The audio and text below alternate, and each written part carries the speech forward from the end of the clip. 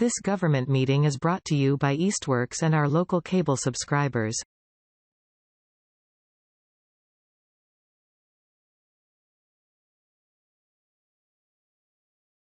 Good afternoon. This is the September 1st, 2022 Ad Hoc Senior Center Feasibility Committee meeting. It is 4:04 p.m. and we are calling the meeting to order. And we welcome Abacus as they are presenting to this committee today. And I'm going to do a quick introduction or have the committee introduce themselves, starting with Audrey Pierce. I am the clerk, the scribe for said committee, and my background is in civil engineering. Darcy Gasparini, realtor and business owner in town. Angela Foss, one of the co-chairs with Janet. My background is as a registered architect. Janet Kane, co-chair and the chair of the Council on Aging Advisory Board. I'm Libby Baldwin. I'm also a civil engineer and also a professional engineer. Joan Linehan, Council on Aging Director. Nice to see you. Thank you so much for the opportunity to be here. And my name is David Eisen. I've been a principal at Abacus Architects and Planners for close to 30 years. David Abacus Architects and Planners. And this is our core team. And Annie and Julia, one of them at least would have been here with us, except it's really hard. This is, as we all know, the Thursday before Labor Day. So, but we have a talented staff. They have, both of Annie and Julia have worked with us over a bunch of years on a whole series of community centers, senior centers, feasibility study, and construction projects. Ultimately, the buck stops with us. If we get the project, one of us will come to the forefront as the contact person. So it's not like which David do I have to call, that we sit 10 feet apart. We're in the office every day. We work very closely together. We're a close-knit office. The advantage, we're a relatively small office. We have the personnel in place to do the work. But it's always us at the forefront answering to you. And it's great to see the professional expertise. It's always very helpful to us if there are architects and engineers on board, because understand the issues, and obviously COA is very, very key in the board. We have a pretty broad-based team. If this were actually a post-feasibility study, we're going to continue. We would have a much broader team. PAR, who is civil engineering, in traffic, and environmental, will probably be the consultant we work with the most because we're looking at different parcels of land. Structural engineer, MEP engineer, if we're looking at existing buildings or want some kind of narrative for pricing on those systems. And then cost estimator will be an important part of this because you want to know the benefits, you want to know the costs, and we will bring them in as appropriate. So I'm going to go through, I thought that this was an excellent bunch of questions. And as I say, both of us sit on your side of the table. These are the kinds of questions we want to have addressed. So I'm going to go through these, not necessarily in exactly this order, but to hit all the issues. And by the way, I'm going to do most of the talking on the presentation, and it's certainly my hope that, I can rest my voice and David address the questions.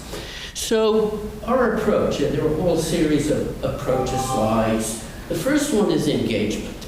With the committee, with the COA, you may want to do public engagement very early on, the public being COA users, COA staff, the broader community. Sometimes we'll focus in at the beginning on some key people and do broader public engagement a little later in the process, and very much, discussion we would have with all of you. And you ask what we find has worked with engagement, and we have a whole series called the tools we use to figure out what are the questions and how do we get them answered. But some of the ones we found very effective, design charrette, probably the architects know what design charrettes are. For example, we might have 4 sites that really seem to work. We might do site models, cut out blue foam blocks that reflect the program and say, okay, each group, work out how you think a community center could be laid out on this site. We take photographs, and it's really interesting, even without an architecture degree or an engineering degree, the interesting ideas people come up with. Post-it notes. Short, focused questions, all people get is a Post-it note. So you only have 12 words, but that's good. And in real time, if there's a public meeting, we move on to the next exercise. There may be 50 people. We rarely get 50 answers. Usually 3, 4, 5 answers. 20 people said this, 10 people said this, and this, and this. And in 15 minutes, we can say, this is what we've heard from you. SurveyMonkey, we can do non-digital surveys, we can do digital surveys, who we're reaching out to, but surveys working with the group we're working with, what are the questions, and get them out there to as broad a group as possible. The nice thing about SurveyMonkey is they crunch the numbers for you and give the charts and graphs. And another thing we do is we'll put up pictures of programmatic elements, of kinds of buildings, and then we'll ask people to vote. What is your priority in terms of program? What about this kind of building versus that kind of building? It's all very different. And we try and keep things moving to get as much input as possible and keep people active and really engaged, because it's about public engagement. David, I'm sorry to interrupt you, but are you more comfortable if people have follow-up questions to ask them throughout the presentation, or wait till the end? Do you have a preference? Either way. If it's critical to ask. Or we can wait till, what's the committee have a feeling about? I'm okay waiting. You're okay personally. waiting? Okay, Yeah. good. I probably should have ironed that out beforehand. Okay. And let me just introduce our other member, Maureen Groden, who is a member of the select board. Nice to meet you. And the COA liaison. And then, a range of options. So we've done we've done engagement, we reach out, we talk, we get a sense of, what are the programmatic elements that are needed. We lay them out. On the bottom, you'll see it's words and numbers. It seems as if this could be your program. We need these many offices. And you have a good start in the material. You've obviously done a lot of thinking about this. But start assigning square footages, what are the key elements. So this is what we did for Orleans. So there's small, medium, and large. 9,500 square feet, 1,250, 16, 1,000. You always don't know until you've seen what the options are, how big or small the facility. And I know that's what I'm going to address in this question in a little more detail later on. Okay. Okay. And then, so there aren't 3 of these, there's 6 of these. So in Orleans, there was the question, should this be both senior center and recreation? So we looked at both of those options. And Southampton may have no interest in going beyond a facility that's just a senior center. But what we're hearing more and more, sometimes it's from the town, sometimes it's for the senior center, sometimes it's at public meetings, is about bringing the generations together. Older people can learn from younger people can learn from older people. There are synergies if you have a senior center that by 3:30 or 4, most of the programs are over, just when the middle schoolers are looking for something to do, programs in the evening. So we can but don't have to consider those kinds of options. And then numbers, it's hard to know what those numbers mean. So up above, these are plans. There's no site. This is just sort of conceptual plans. What might a small, medium, and large, rec or just senior center look like laid out as you walk people through it? So can walk through their doors here, and there's doors there, and there's social space in between. So, people can really understand what the programmatic opportunities are and get a sense, is this going to be big enough? Do we want it bigger? Which is a very involved question. I'm going to talk a bit about more about that. Approach, evaluate site options. Sure, let's have a theoretical building on a theoretical site. But once you put it on a site, and all you professionals obviously know how important this is, everything changes. Is there a wetland? Is there a major street? Is there front and back? Is it long and thin? Is it wooded? Is it near the center of town? Is there an existing building? Can we reutilize that? So we've done enough of this work that we're fairly quick at being able to distill out programmatic options, lay them out in terms of as numbers, and lay them out as spaces that you can kind of walk through. And then we've done so much of this work, we're fairly good at then saying, pushing, pulling, how do you drop it onto a real site? And when I say quick, I don't mean cookie cutter, we've done this before, plop it on, we're done. Be able to push and pull in all of these so we really marry the programmatic requirements onto the site opportunities and being able to judge what's working and not working. And so PAR would work with us. Might have a 14-acre site. Oh, yeah, like 11.2 acres is wetland.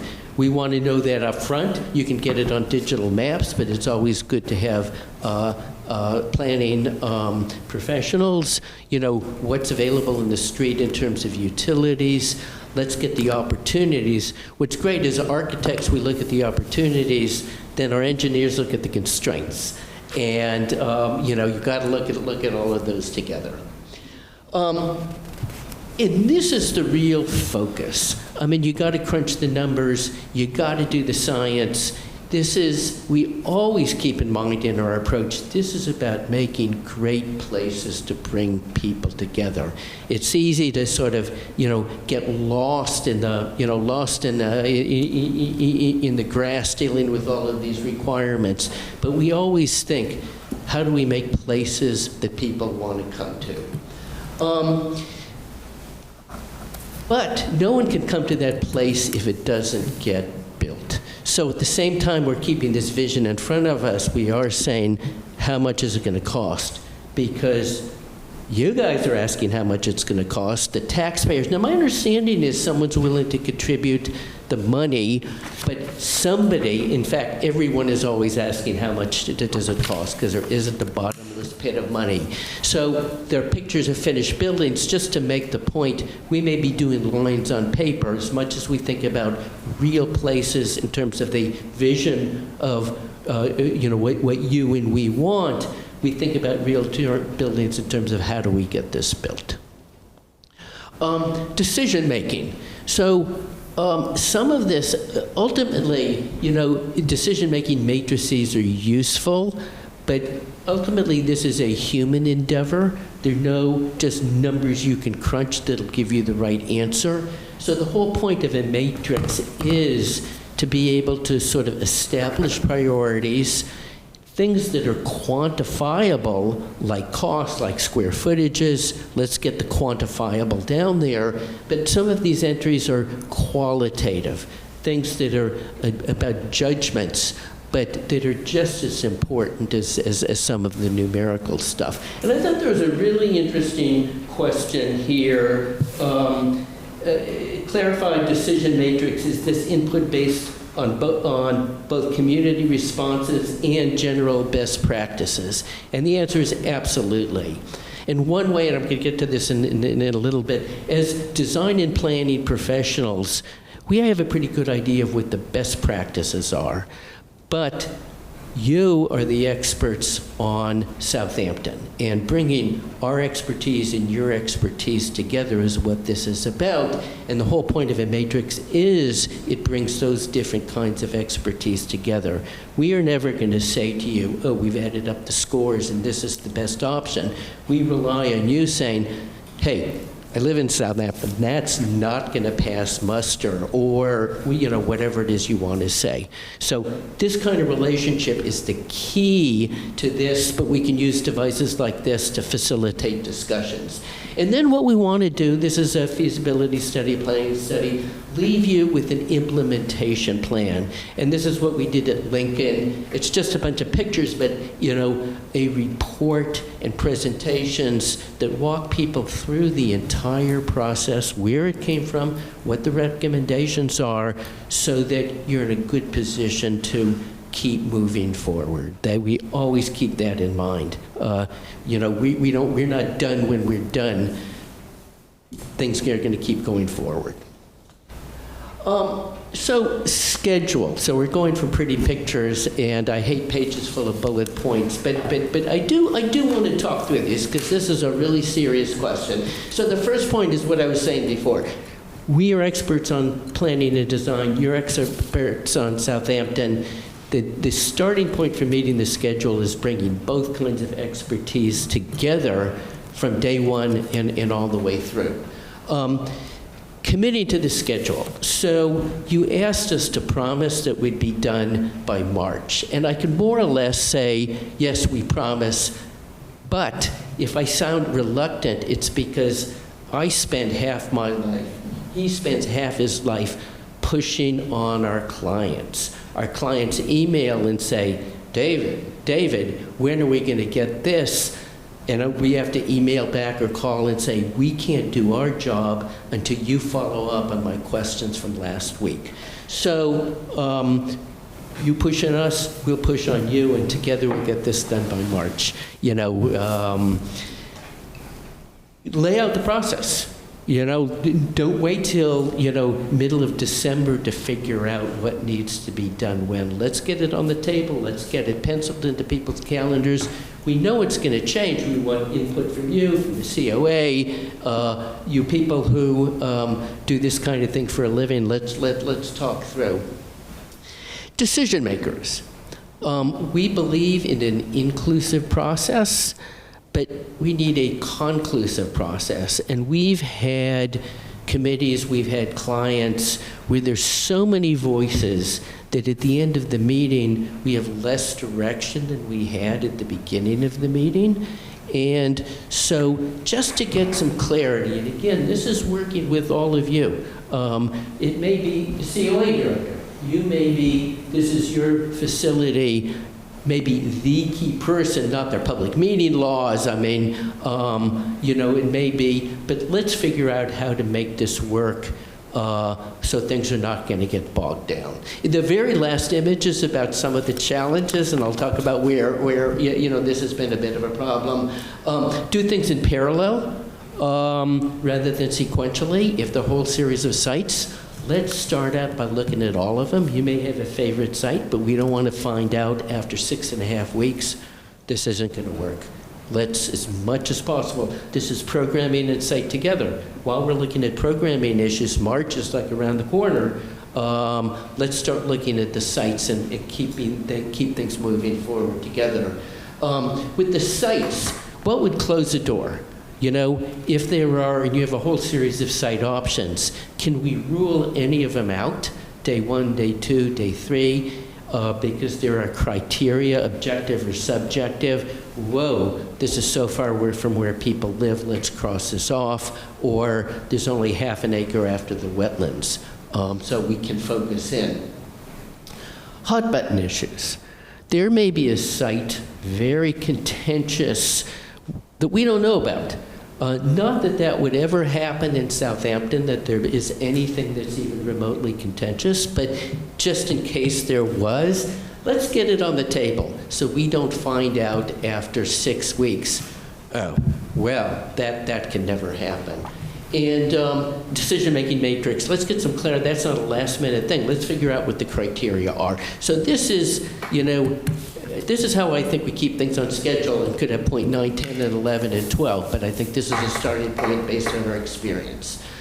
Planning for seniors.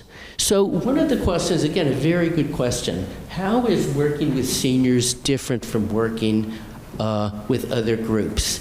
And in general, our attitude is we're all human beings, young, old, in between. We all And the seniors and basically I can need just grab the same things. Seniors may need a little bit more because they can often be a bit slower. And I'm talking, like I got gray hair, in case you didn't notice. I also have these hearing aids, if you don't notice. So we both know. And he was on the phone with his parents who are like really old. So the same basic human stuff, except increased sensitivities because there are increased risks. So at a conceptual layout, safe and visible access. You need to know where the front door is when you walk in the front door. Where's the reception desk? If you have a question, who do you talk to? A clear building organization so you're not walking down a dead-end corridor and 5 minutes later realizing, oh my gosh, that's not where the reception desk is. Now, this is just as true, not just as true, this is also true for freshmen in college. They need exactly the same thing. They're like walking a little bit faster and they have a little more patience. Then design development. Let's, getting into some of the details. Yeah, ADA and Mass Access Board are the law of the land. You need to follow those. But especially as people age, universal design means, it's not just checking the boxes. How do people perceive things? How do we go beyond that? So we weave that in. Any kind of public building, it's nice to have kind of private places. I want to stay on schedule, so watch my watch here. You want to have private places, but for seniors, there are a lot of vulnerabilities. There may be people with very serious health issues, mental health issues, physical issues. They don't necessarily want all their friends to see them walking into the counseling office. So we're very sensitive to privacy in senior centers even more than any other facility. And on the opposite end of the things, socializing may be harder. So to say, okay, here's your socializing room, that's fine. But if you meet your friend over here and you want to talk to them, it's really nice if you can walk about 6 feet over and there's a comfortable table or bench to sit on. So we want to make socializing that much easier when it's an older population. Again, basic human stuff. We enlist consultants, lighting. As you age, you tend to need more light. You tend to need specific kinds of light. So we use lighting consultants, acoustic consultants. I know very well hearing becomes more difficult. You want to keep the acoustics. And this is true for a lot of our consultants, thermal comfort. And you asked about planning for the future, so which is a really interesting question. So I think planning for the future and sort of the idea of a growing senior population. A site that's big enough, 3/4 acre site, we're going to say, whoa, that is probably not a good idea. Maybe we can squeeze a facility on now, growing senior population, maybe you want to expand it. So plan for an addition. Don't cut yourselves too close. Build in flexibility. Growing senior population, it just changes. The more you can have rooms that open up, small rooms become big rooms become bigger rooms, the better off you are. And another way to get a head start on a growing senior population, and I don't want to push this point too much, is to think multi-generational and make it a bit bigger and multi-generational. And then guess what? The people who are in their 50s are going to be in their 60s in not too long, and then in their 70s, People are sadly not living longer, but I read in the newspaper, but we expect they will be. So these are all ways to plan for an unknown future, but it's a really good question, how to keep those demographics in front of us. Sustainable design. So there's nothing magical about LEED. People often talk about LEED as if this is what we should strive for. We've done LEED. We've done projects in Boston where they require LEED. Our clients had no interest in a plaque on a wall that costs $50,000 to go through the literal LEED process. Is a bunch of money. So our recommendation, which is fine, if you need and want LEED, we can go through that. But you focus on what really matters. And so starting point, building code is fairly stringent. Start with that. Then many programs recommend, and most of our consultants, and we recommend exceeding building code in the efficiency of the mechanical systems, in the envelope, the thermal qualities. Can do LEED, passive house.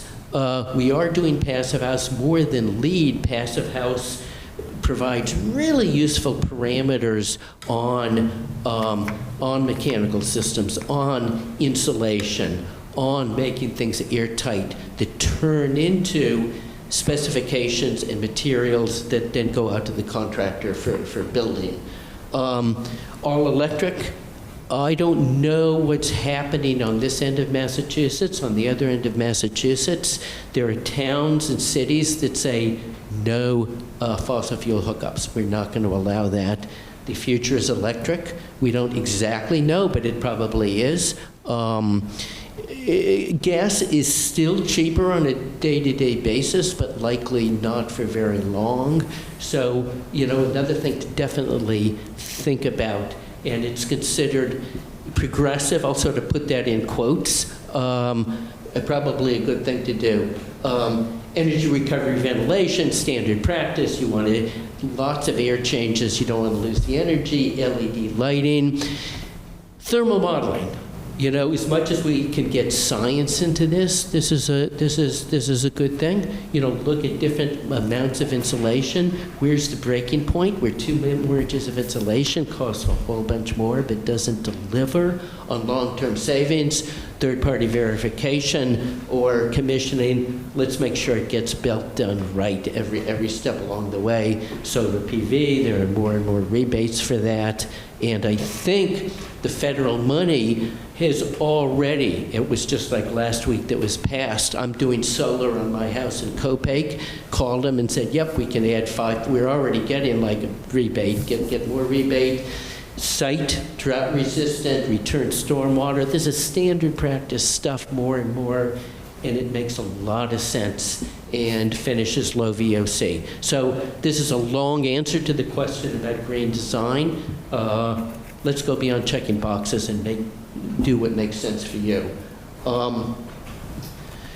Another interesting question, you were asking us specifically and in general of the sizes of the towns we've worked in and the sizes of the facilities.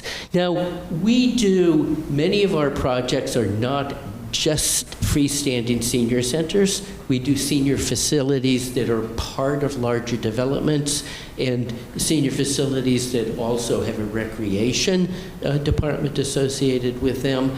But, so there isn't, a town of this size should have a senior center of this size. And there may be, maybe you don't need yoga so much because there's 3 other great yoga programs that are very accessible. So there needs to be, and what I didn't mention in the approach, but often what we'll do is look at what else is available in a town so you don't duplicate what's already there. You're 10,000 square feet, you're 2,000, you have 2,000 square feet.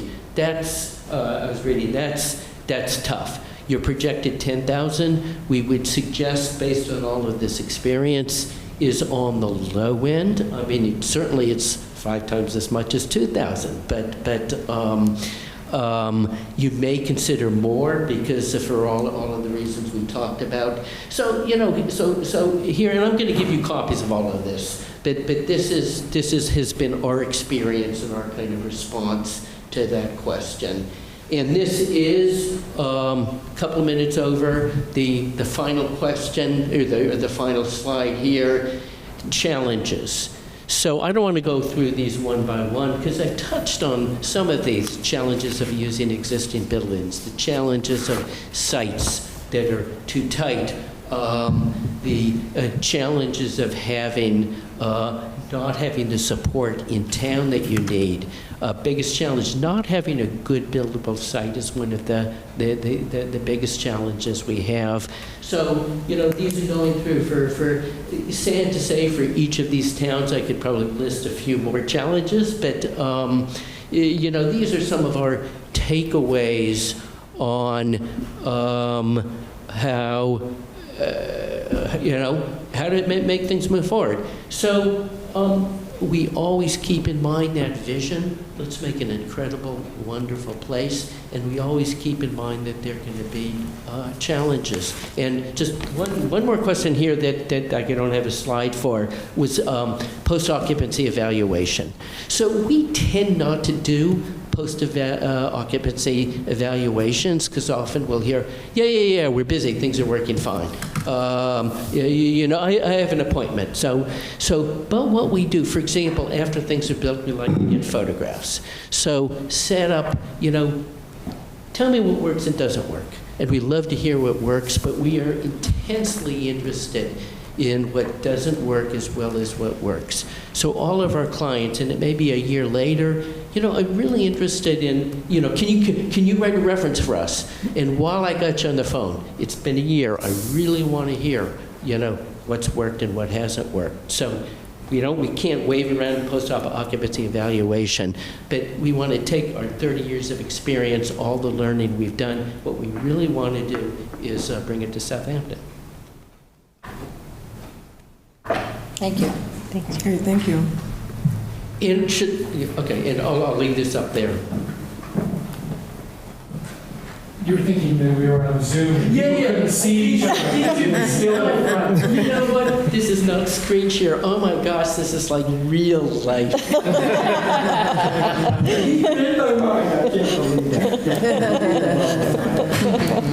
You're sharing your screen. Yeah, exactly. But we don't have to take it Not making down. everybody small. Oh, suddenly. And you're- hiding half of it. Yeah. Okay, great, thank you very much. Do you want to open it up for questions then from this committee? So let me just, can I kick off something real quick? So of these, Never mind you to use your microphone. Yeah. Close and lean into it. okay. Thank you. Of these, so not like for Orleans, for example, the scale-up version, has not been built? Is that correct? Did you build in Orleans, or? In the earlier slide, we have a lot of feasibility studies that have not been built. So like going back, you can say built and unbuilt. If it is built and complete, we have photographs. Okay. So you can see we have a lot more that are feasibility studies, most of which are complete, because what we found, you may be different because it sounds like money's been allocated, someone has contributed money. It often takes years and years and years to get the money. So, we don't have 30 years of completed senior centers. So the first column is the number of seniors or the number? Oh, yeah, no, maybe I should have. Yes, no. I'm sorry. That's the population. That's what I thought. I just wanted to make sure. Yeah, and I should have switched around that orange title. It should be town population Size, okay, followed by and the town. square footage. And those are like 2020 numbers in general.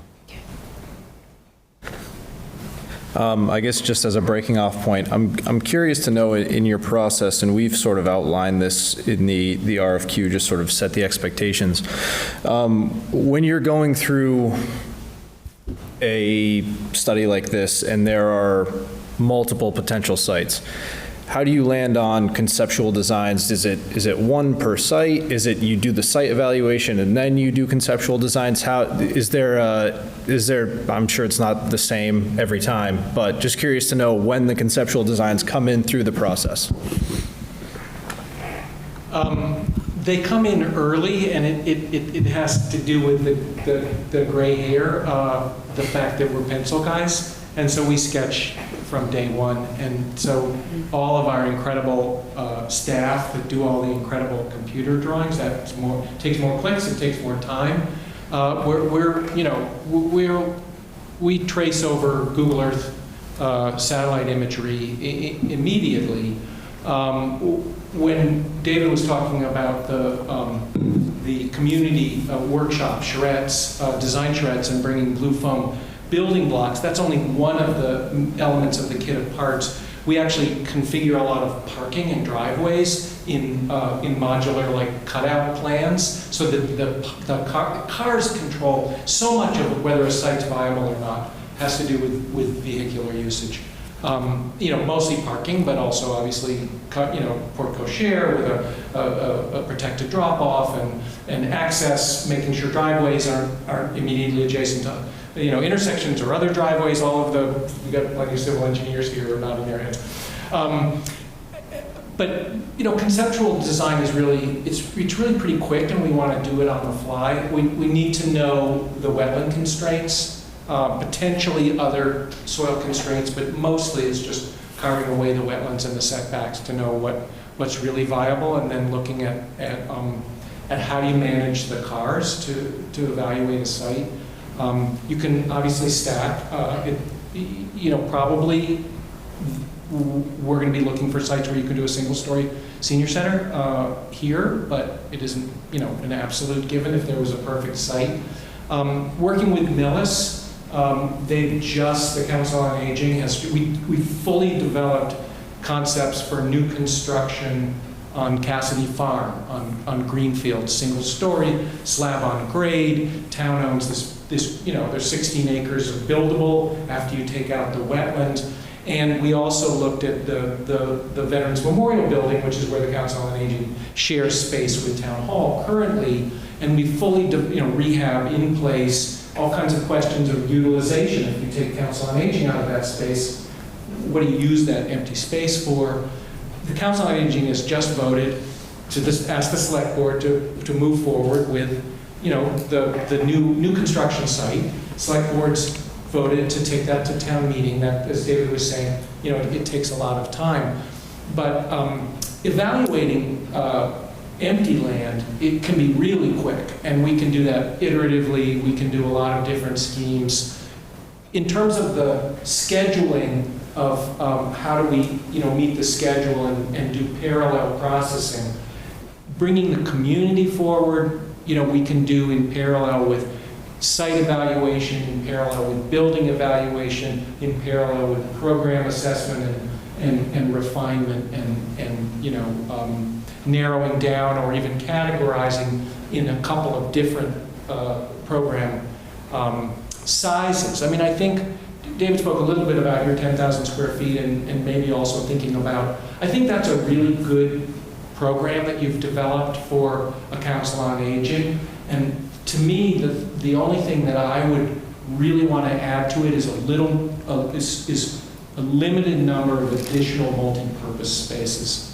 You've got a bunch of program spaces, crafts room, game room, but you really only have identified one a movement space, which is also classroom size, yoga, and I think it's been our experience that that's the bottleneck. There's a lot of use for that space, and I would recommend having 2 of those medium-sized multi-purpose spaces, hopefully with a movement floor, and then I think also a couple of smaller spaces, meeting rooms, all kinds of, and then those are spaces that don't have a pool table in them or something that exercise equipment or anything, and give you a huge amount of future-proofing and flexibility for relatively little additional gross square footage and cost.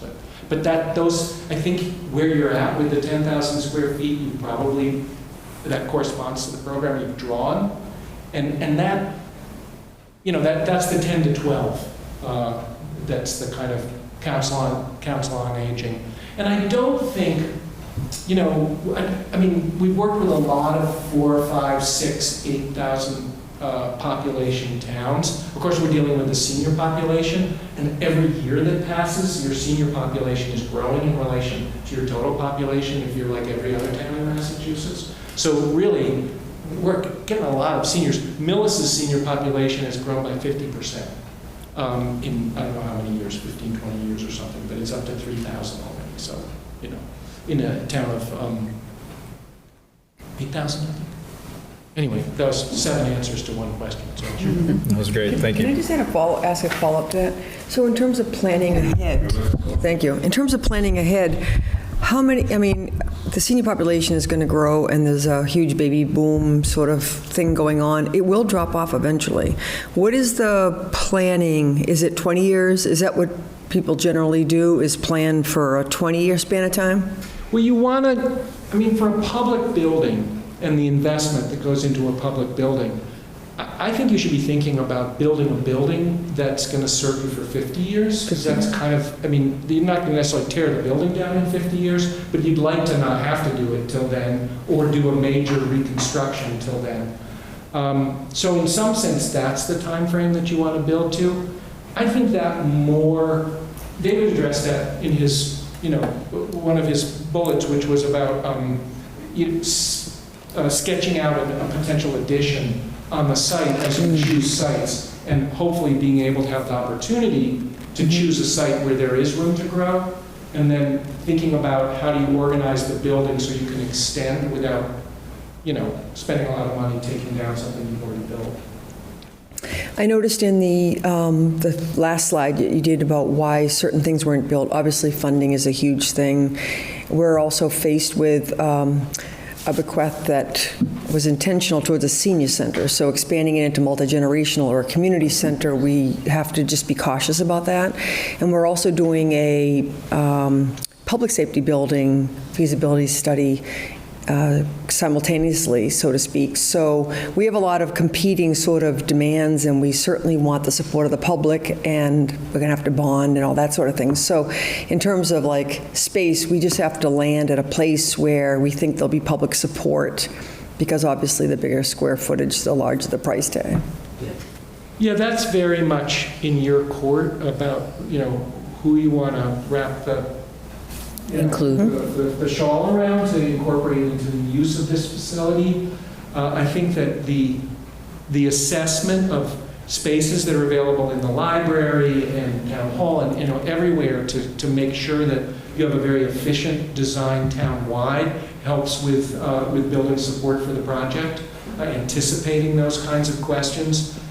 What seems to be universally popular with senior centers is a lot of senior centers are actually rebranding themselves as centers for active living. Right. And it's really just this trying to embrace younger seniors, or and bring in, make it more of a community center feel, as opposed to a place to sort of park your parents or whatever.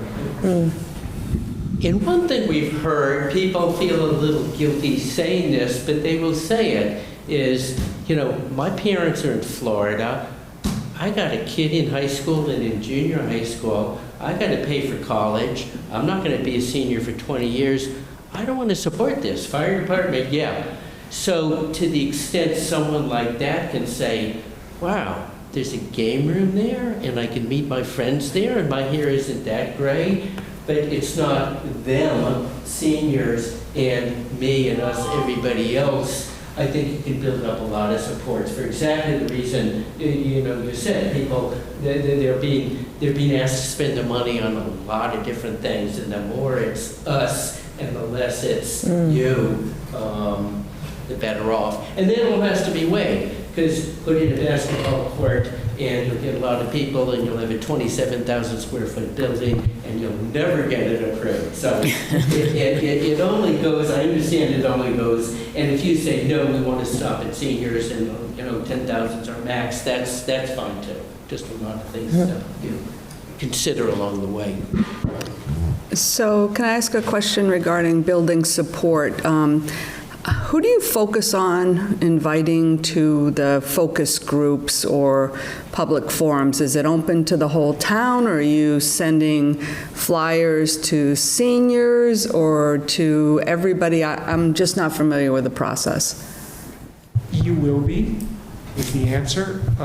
We have 1 million answers to all of those questions to problem solve, but ultimately, we facilitate your understanding of your community and outreach. I think one of the questions we always ask is, who are the thought leaders in town that ought to be in the room? We don't know who those people are. Right. And they could be on any board or commission. They could not even be on a board or commission anymore, but they were on the select board for 25 years and they still live in town. Having conversations with those people, inviting them into the room, even if they don't come, those invitations are hugely valuable. I think you guys all being ambassadors for the project, talking it up, and it's really good to have people who have kids in the schools, maybe, I don't know if you have kids in the schools, but different ages in your leadership group, so that you have tendrils to reach out and bring in all those different constituencies. In Lincoln, as we were planning, that facility is multi-generational. It was, it was a shared facility for Parks and Rec and the seniors, so it was really easy to get a lot of people involved and also to have that outreach really be broad. But we did 2 larger meetings, focus groups, both had more than 100 people. In Millis, we just concluded every 2 weeks we did 4 community groups. So we did one in the library, we did one in a very large new senior development, private, senior housing development. We did one in the senior center, et cetera. But every 2 weeks, those were all really well attended. The least was maybe 50 people. It was like 50 to 80 people at each of those 4 meetings. But we also very often will do working sessions with 10, 15, 20 people. I think if there's a kind of a leadership group in the Council on Aging community that you can, bring forward as kind of a second rank of soldiers to advance the project, having them as a kind of a, auxiliary to the task force. They don't have to come to all your meetings. They don't have your responsibility for leadership and decision making. We have a select board liaison. That's critical. I think talking to rec, talking to the library director, getting DPW involved, they can be hugely, the DPW director or whomever, hugely valuable in terms of getting upfront intelligence about sites and how to manage them and what kind of systems would be the right mechanical systems, for a public building. We can talk forever about all electric or this or that, photovoltaic. And if the DPW director says, like, not on my building, then that's valuable information for our planning. Anyway.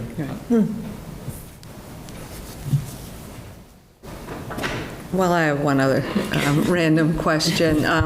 It's kind of specific. So it's regarding wetlands. How do you figure out wetland? Do you actually delineate, or are you just looking at GIS, Google Earth mapping for general ideas? I mean, delineating all these parcels that's a very large undertaking. Well, you wouldn't start there because of the cost. Right. So you start with the You're making a site visit, okay. But you also start with staff, and if again, it's what resources does the town have, and is your conservation agent. Who's your conservation agent? Do they know any of these sites? Can we walk the site with a conservation agent with the Mass GIS map? And then, if all we may need for preliminary site evaluation in order to start narrowing down the sites, because the ultimate decision on the site could be influenced by any number of different factors, and it may not just be wetlands, so we need an initial understanding. And so we may be able to get it off of Mass GIS because it's totally clean, or it's totally dry, or it's totally wet. But if it's in between, can we just, find out more about it without doing delineation? And then as you narrow down, and if you want to bring acquisition of a site or utilization of a site to town meeting or to the voters or something, then you make the investment in survey and delineation. Okay. But we're not afraid to speak up. If the preferred site, you could fit in a new senior center and parking, but barely, and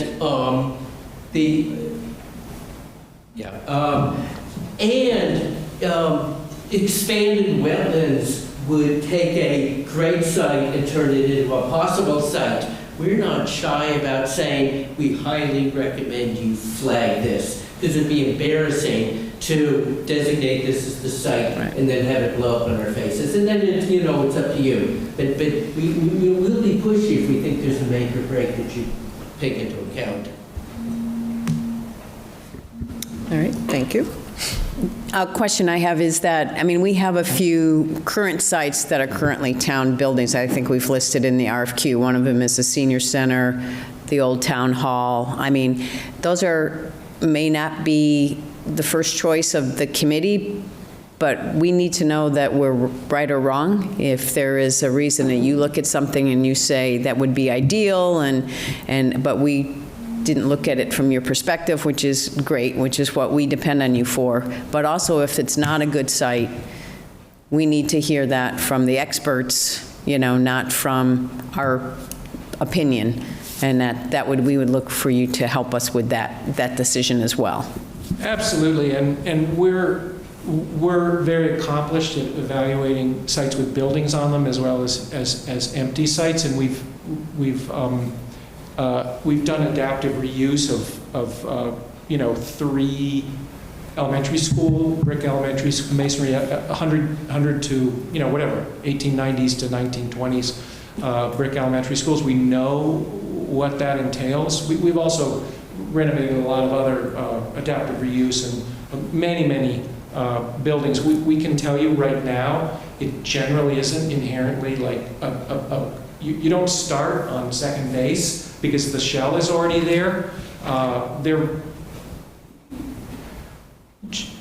The costs are often very comparable to total new construction versus even adapting an older building.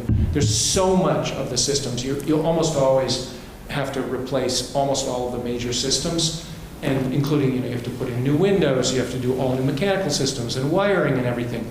So on the other hand, some of all of these, we've adapted 3 elementary schools to housing. And you have these enormous windows and 9 or 10 foot ceilings and everything. So you can have wonderful spaces, and if you can get them for the same cost, that may be great. Plus an old fire station, or there may be a preservation goal that serves, that helps you politically and is something Southampton wants to keep a building. But we'll quickly tell you, you're just chasing your tail with that structure, and we should look elsewhere, or we should tear it down because it's a great site. Could be either one of those answers. Just as a follow-up to that, I think that this town is very proud of the historical district that runs from this street up towards the cemetery. And because the two of the existing sites, they're town-owned land, which of course makes it potentially more affordable.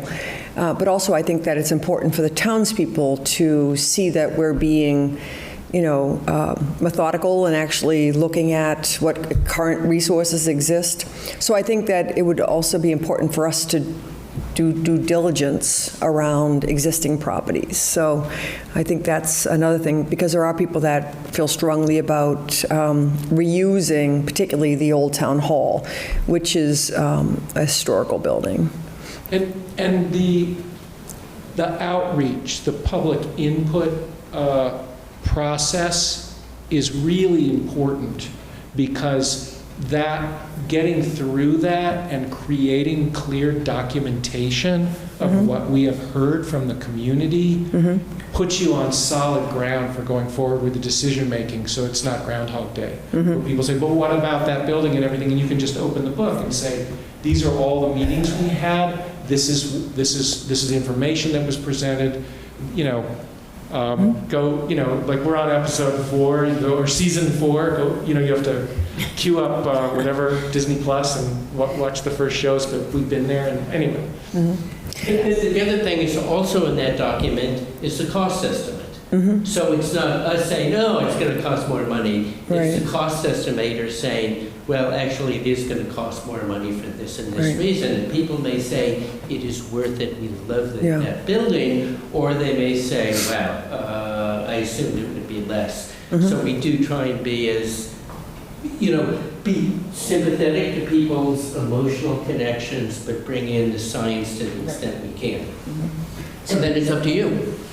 One of the many capital projects that I'm very proud of that I worked on in Brookline during my time both on the building commission and then on the school committee is what's now the Florida Ruffin Ridley School in Coolidge Corner, elementary school in Coolidge Corner. And the planning for that, this is the school that both JFK and Bobby went to when they were little, right, next to the JFK birthplace. And the co-chair of the building committee was the chair of the Betsy DeWitt, the chair of the select board, and she said the central part of the school with the cupola on it is not going anywhere, and so that's definitional to the project, and it's a wonderful school, but it probably added $15 million to the cost of the project to preserve that piece and then build around it. Because there's almost nothing in that piece of building of the new 140,000 square foot elementary school. It doesn't mean that doing an addition onto the back of one of the historic buildings in the historic district is a bad idea. It is. And we've done that many times. I mean, we like adaptive reuse and marrying the new and the old. It's all fascinating. Yeah, that sounds kind of familiar to something that happened in our town. But can I ask one other question? Were you going to ask a question? I just want to Similar to, true for all town buildings, but particularly a senior center. I mean, the parking, the safety, the thresholds, the acoustics, the light being like glare versus silhouette versus whatever is just so incredibly important. So how do you design a building accommodating all of those needs of seniors in particular? I think through experience. I mean, we've been designing for seniors for pretty much as long as we've been in business. We do an enormous amount of public housing work, working for housing authorities across the state. As we were driving out here today, we were like, should we stop off in Holyoke? Because we're actually in South Holyoke. We're building a new building for the housing authority right now. I was just there, not this week, but anyway, we didn't make it. But I mean, we have the expertise, we have the training. We because we've done memory unit design, a lot of senior housing, a lot of public facilities in senior housing of all sorts, adaptive reuse, high rise. For all of this time, and we also, when we get to the architectural phase. We also will work with interior design experts that bring further expertise on finishes, but we really have done the training as well as have the built experience of to deal with visual contrast and lighting and safety and certainly site safety.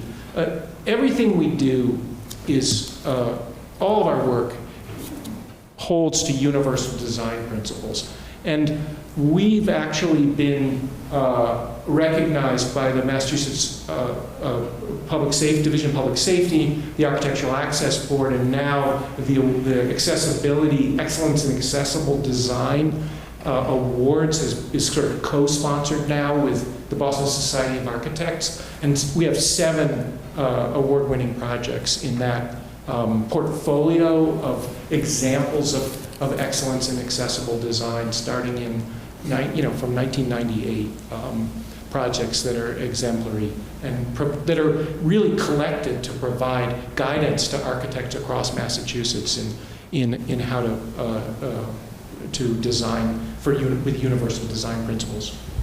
And then 2021, last year, we won 2 National American Institute of Architects Design for Aging Awards, which is not just a beauty award. It's about the sensitivity with which the winning projects have met the needs with seniors, and there's sort of a long application form. So just one more suggestion by people, somebody other than us, that we do a good job and we know what we're doing. But I do want to emphasize it isn't just us, you know, whether it's interior designers, acoustical consultants, lighting designers, a lot of the shade companies will crunch the numbers for you on different, you know, 95%, 98%, 67% at different times of year. How will their products control glazing? So we don't want it to be just us. You know, we want to have the backup we need once we get, you know, it becomes a kind of real project.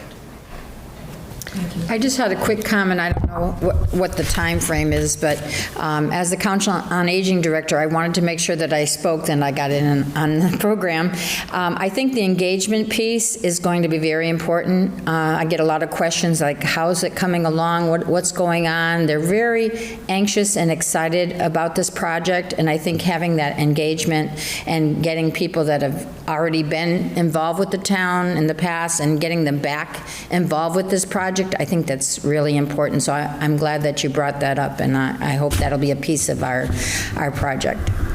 And yeah, I mean, everybody's important up there. You know, you're obviously a key person, and your expertise, your knowledge of the town, your knowledge of the people who are going to give you no end of trouble if they don't get what they want, is really good. It's such a pivotal position. So. I have a quick question, and I should probably know the answer to this, but I don't. Can you explain what universal design is? You've mentioned it a few times, and I'm not sure what it is. Yeah, it's basically is the extension of the intent and spirit of the Americans with Disabilities Act, which is federal civil rights legislation passed in 1991 by Congress, which basically says that environments should be, well, it says programs and services, you know, specifically, but that we should be designing our environments to serve everyone. And so it's at the core of universal design is inclusion. So sometimes we have to create an accessible entrance, but what universal design is about is creating an entrance and making sure that it's accessible. Not, you know, because what so often happens in New England, where we have our building stock is all here, is that you put a wheelchair entrance around the side or around the back. That's the opposite of universal design. Universal design is making a wonderful entrance that everybody says that's where the door to this building is, and everyone can get in there safely and easily. So it's more than ADA. It's more than just designing it to ADA. It's not just the whole about compliance. Thing. It's about inclusion. Interesting. Very interesting. Thank you. So it is acceptable by ADA and MAAB to have a ramp zigging, zagging into the front door. Nobody wants to do that. Nobody wants to do that. If you can slope the ground up really gently, you know, that's the spirit of universal design. We're all in this together, as opposed to, I am going up that ramp, I can walk up and go around, I'll see you inside. So it is spirit, it's the intuitive quality that goes along with, of course, there are the quantitative factors as well. We did a really little project in the senior housing development for Waltham Housing Authority 2 years ago in 2021. We built it.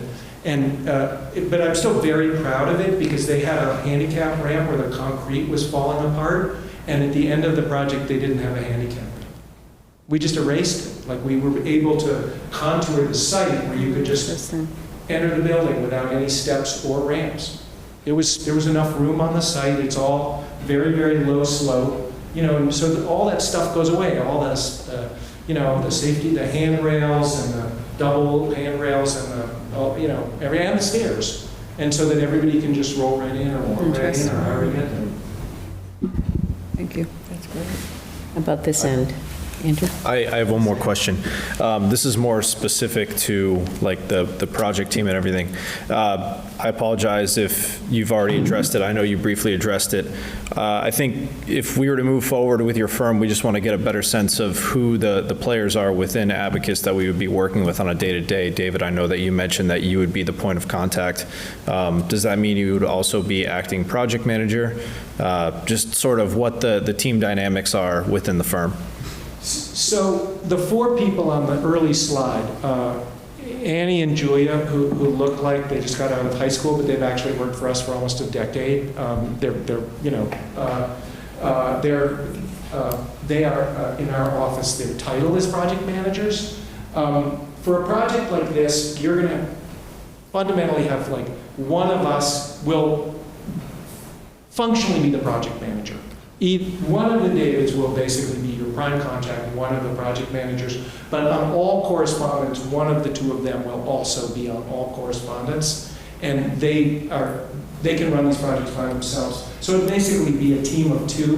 Very often at the beginning of projects, both of us show up for a while, and then one of us kind of like fades back a little bit. Maybe we both come, maybe all 4 of us come, maybe 6 people come to, if we had some big community meeting where we had a lot of site models with people working at a lot of tables, and then we might bring, a whole bunch of people. But for a project like this, you'll be dealing day in and day out, full time, with one of the 2 people on the top and one of the 2 people on the bottom. And if you said, well, we like David Eisen, we don't really like the look of David Pollack, that would be fine.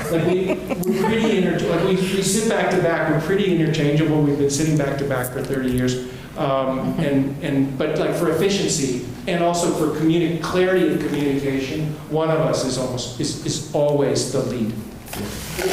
When 2 things we keep really tight control over, one is design. We have talented people, and we delegate. Nothing leaves the office without us multiple times along the way, making sure it's really the best we can do. And the other is client relations. I mean, they're really savvy people, the people who work for us. But, we've been doing this long enough, that sense, whoa, someone is thinking they're not being heard by us. We're the ones that want to say, I'm picking up some vibes here, let's talk. Not that ever happens, but we want to make sure communications work really well, and one or both of us helps facilitate that. But a lot of the technical and operational stuff, we're still on the emails, but they're the ones that get that done really effectively and efficiently. I mean, editing the SurveyMonkey, like we sent, Annie, before you know it, she's got revisions to that, getting the output from the SurveyMonkey. Don't ask us to do that. We'll be too slow, which is being kind, because the reality is we're not sure we even know how to do it. So anyway. I've been in Annie's position before. I'm familiar. Yeah. I've been in their position where I get the young people in the office to do all that. I've got a question. You've kind of alluded to the fact that standalone senior centers don't often happen anymore. Is that true? You've done a lot of multi-generational sites. No, it's not true. Okay. Many communities it's the sort of simple answer, and they're good with it, and it's carrying on the mission. They have the hierarchy, they have the constituency, they just need the space, they need the renovation, they need the facilities. I think what we would say is that that many of these communities on that long list who we've been working with for years on feasibility studies are looking at debt exclusion overrides and town meeting 2/3 votes for borrowing, and they're really looking to build a broad-based support in their community. But it's not a passé thing. I think it's fine. Yeah. How many of what brings I don't know. I'm surprised we haven't heard this word yet in this conversation, because it seems to dog us everywhere. And I haven't played yet, But what seems to be bringing the generations together more than anything else across the country, not just in Massachusetts, across the country, is pickleball. Yep. You're looking at Ms. Pickleball right here. And you play a lot of young people? In Brookline, it's like 20-somethings as well as us. It's all ages. I mean, but we run a Council on Aging Senior Center pickleball class on Thursday mornings. We had 24 people filling up 5 courts this morning. We barely have 5 courts. We built 2 new ones, and we have 3 that we kind of make shift on tennis courts. So it has brought out a lot of people into the community, whether you're 60 or 80-something, that all kind of socialize and have a great time together. So, But the kids are playing too, because they teach it in Norris School, and it's yeah. We'd love to have an indoor pickleball court, but we think that's probably not our priority. So, I was just curious, though. I mean, as you heard, we're running parallel courses with our public safety complex.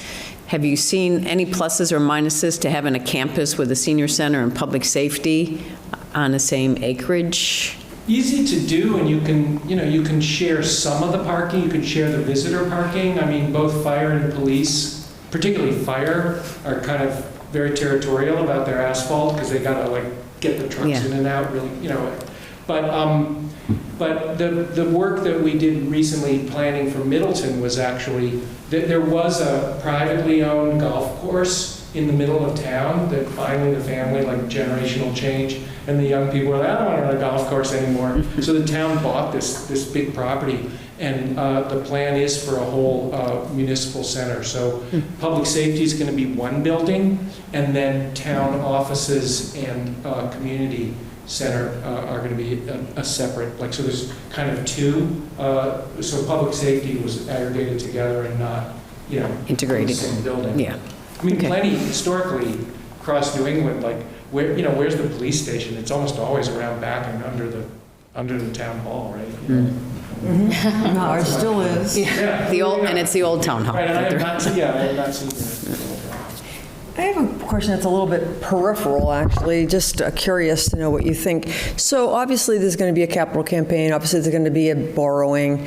In terms of the design of a building, and what's your experience around certain fundraising accommodated into a building, such as, in the town that I actually grew up in, which is Walpole, the fire station was renovated and the police moved over next to the actual senior center, and those both buildings were new, and the bank in town, it was built right into the facility, funded by Walpole Cooperative Bank, and then one of the rooms is the Murphy Community Room, and then the other ones are bricks that are donated.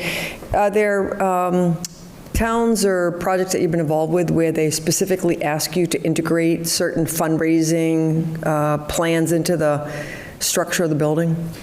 So we're not experts in the fundraising side, but we have a lot of experience with the integration side, whether it's integrating art into architecture, which is a really exciting thing to do, murals and things like that. Simple like landscape with the brick. Everybody has a brick and everything. That's all pretty straightforward, and flexibility. We take all that and easily in stride. It's sort of absolutely yes. Bring everybody to the table. Let's get that incorporated into the design. And then so it's really kind of. I've done a lot of nonprofit board work as well,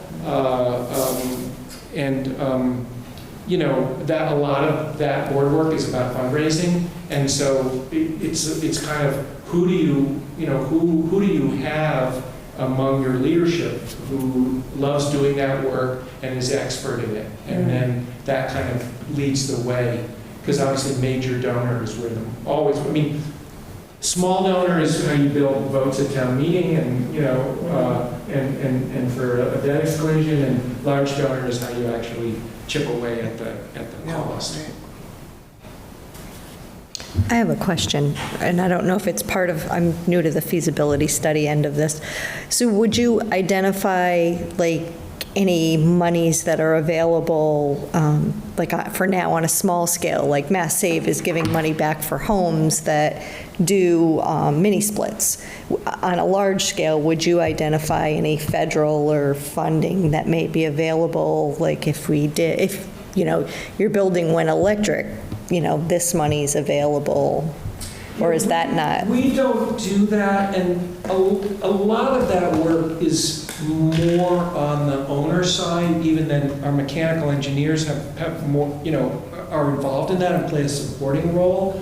But the utility subsidies and rebates are generally like the line of communication is through the account holder, which is the town, but you open up those conversations. And then I think often the Council on Aging has some grant writing, capability or practice, and so pursuing those monies. But it's both not in the sweet spot of our expertise and also typically not part of the feasibility phase.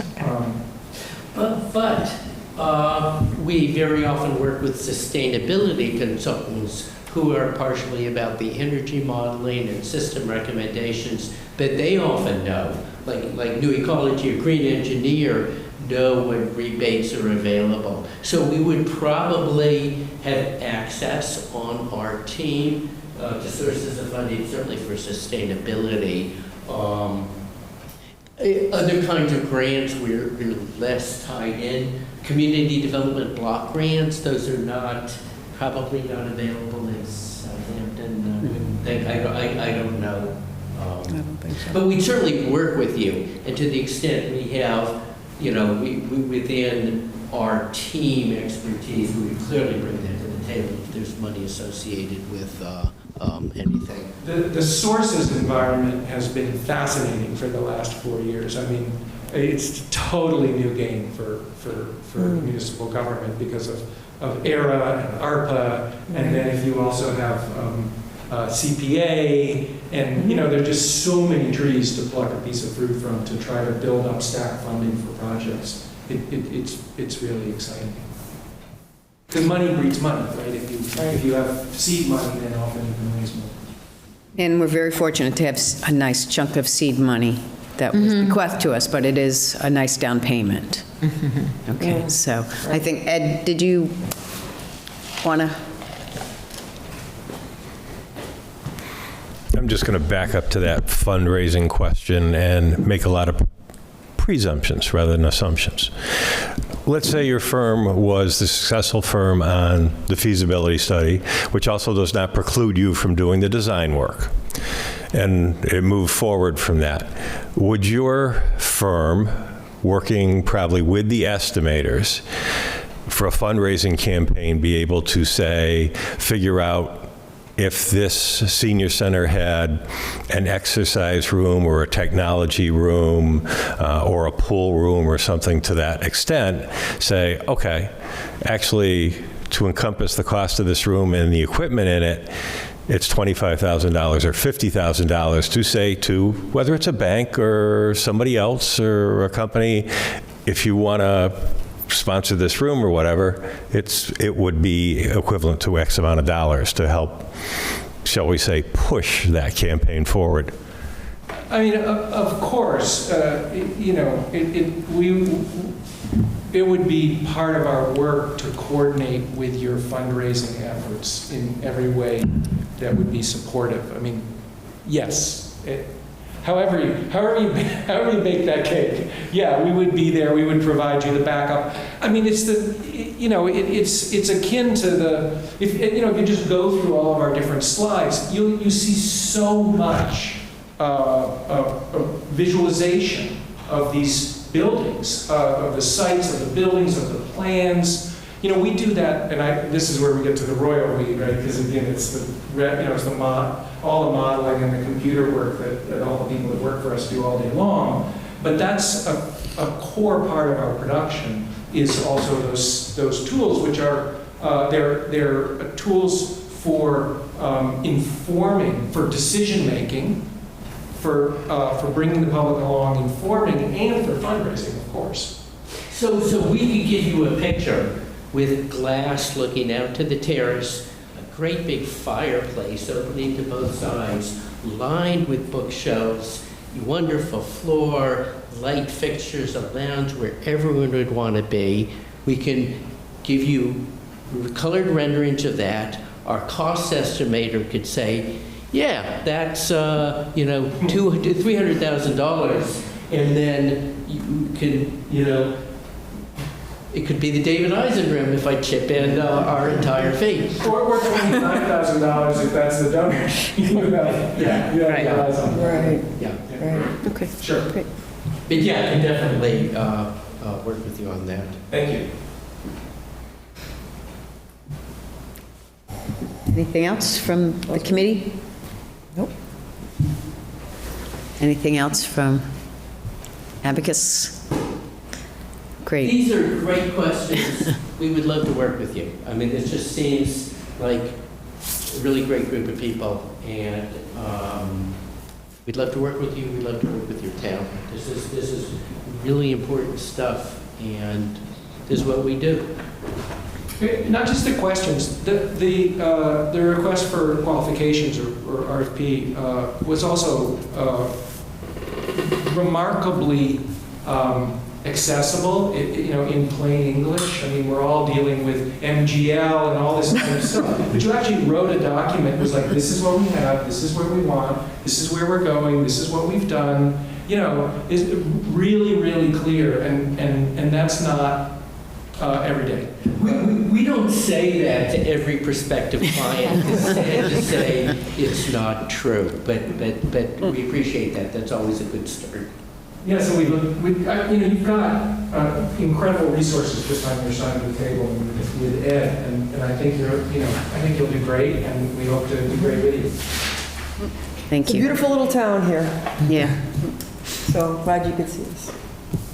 thank you for. Thank you very much. Thank you. Yes, thank you. Have a good holiday weekend. Yes, enjoy your. Oh, great. This is just what you looked at. Thank you. Thank you. I think We can share. that there's enough. Sure, this is. I mean. Oh, yeah, there is. Thank you.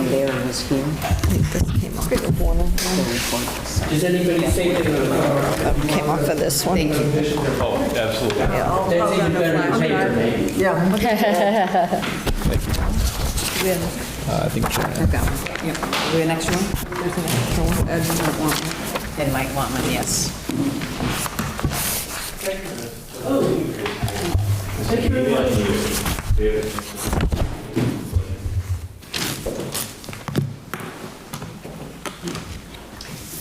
So are we going to take a break, or you're going to do some discussion? What's your plan? It's your plan, and when you take the break, you should actually ask for a Thank you. motion. Bye-bye. Have a safe trip. Safe home. Take the water if you want, but if you're all set. So. Yes, thank you. So let me just ask the group, though, I mean, we can recess until our next person and then our next group, and then meet and collectively talk if everybody wants a break, if you want to have some discussion now. What's the feeling of the committee? I just need to run to the ladies' room quick. So you would like a break? I do also, but not to the ladies. What's that? I didn't hear what you said. I almost want to listen to the Definitely second one, that. to then have the discussion, so that we can have a conversation. So I agree with that. I need to have a motion to take a break from the meeting and recess until 6 PM. Do we want to be a little earlier than that, like 10 of, or? Well, we're going to, no, I mean, people come in before that, but the next meeting will begin at 6 o'clock. Do we have a motion? Motion to recess until the next meeting, or the next Till 6 PM? PM. Do we have a second? Second. Okay. All in favor? Aye? Aye. Aye. Okay, great. So we'll go through our introductions again. I'm Janet Kane. I'm one of the co-chairs of the committee. I'm also the chair of the Council on Aging Board, and Andrew is our other co-chair. Yes, Andrew LaFosse, the other co-chair of this committee. I'm a registered architect. I am Audrey Pierce. I am clerk, scribe for said committee, and my background is civil engineering. My name's Darcy Gasparini. I'm a realtor and business owner in town. I'm Libby Baldwin. I'm also a civil engineer and a professional engineer.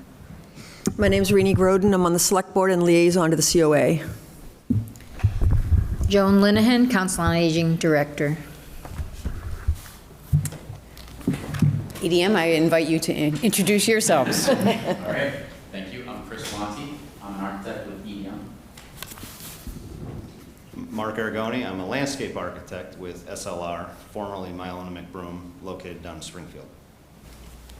And I'm Doug Gallo. I'm principal architect at Lifespan Design Studio, and we are the Senior Center Design Specialists on this design team.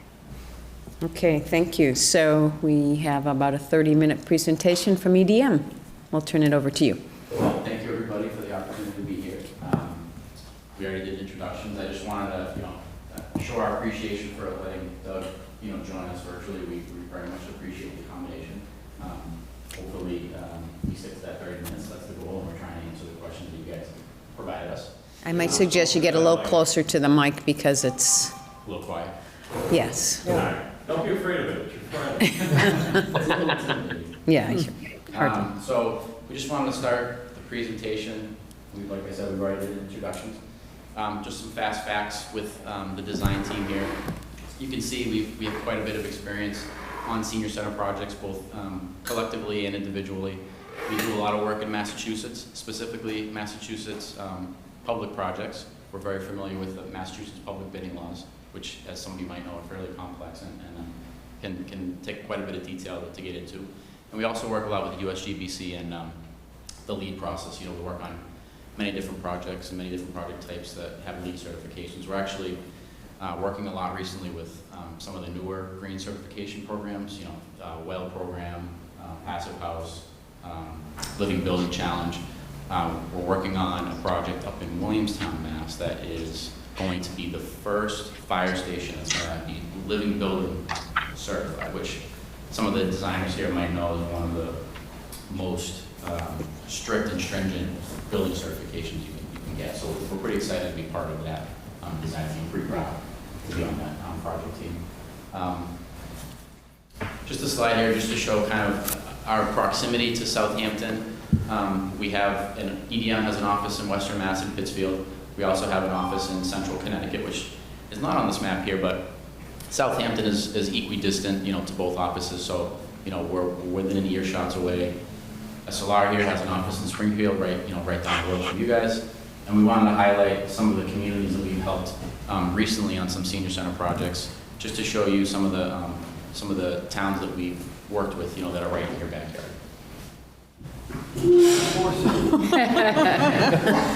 Really close. Can't bring the mic to you, we'll bring you to the mic. Or vice versa. Wow. Yes, vice versa.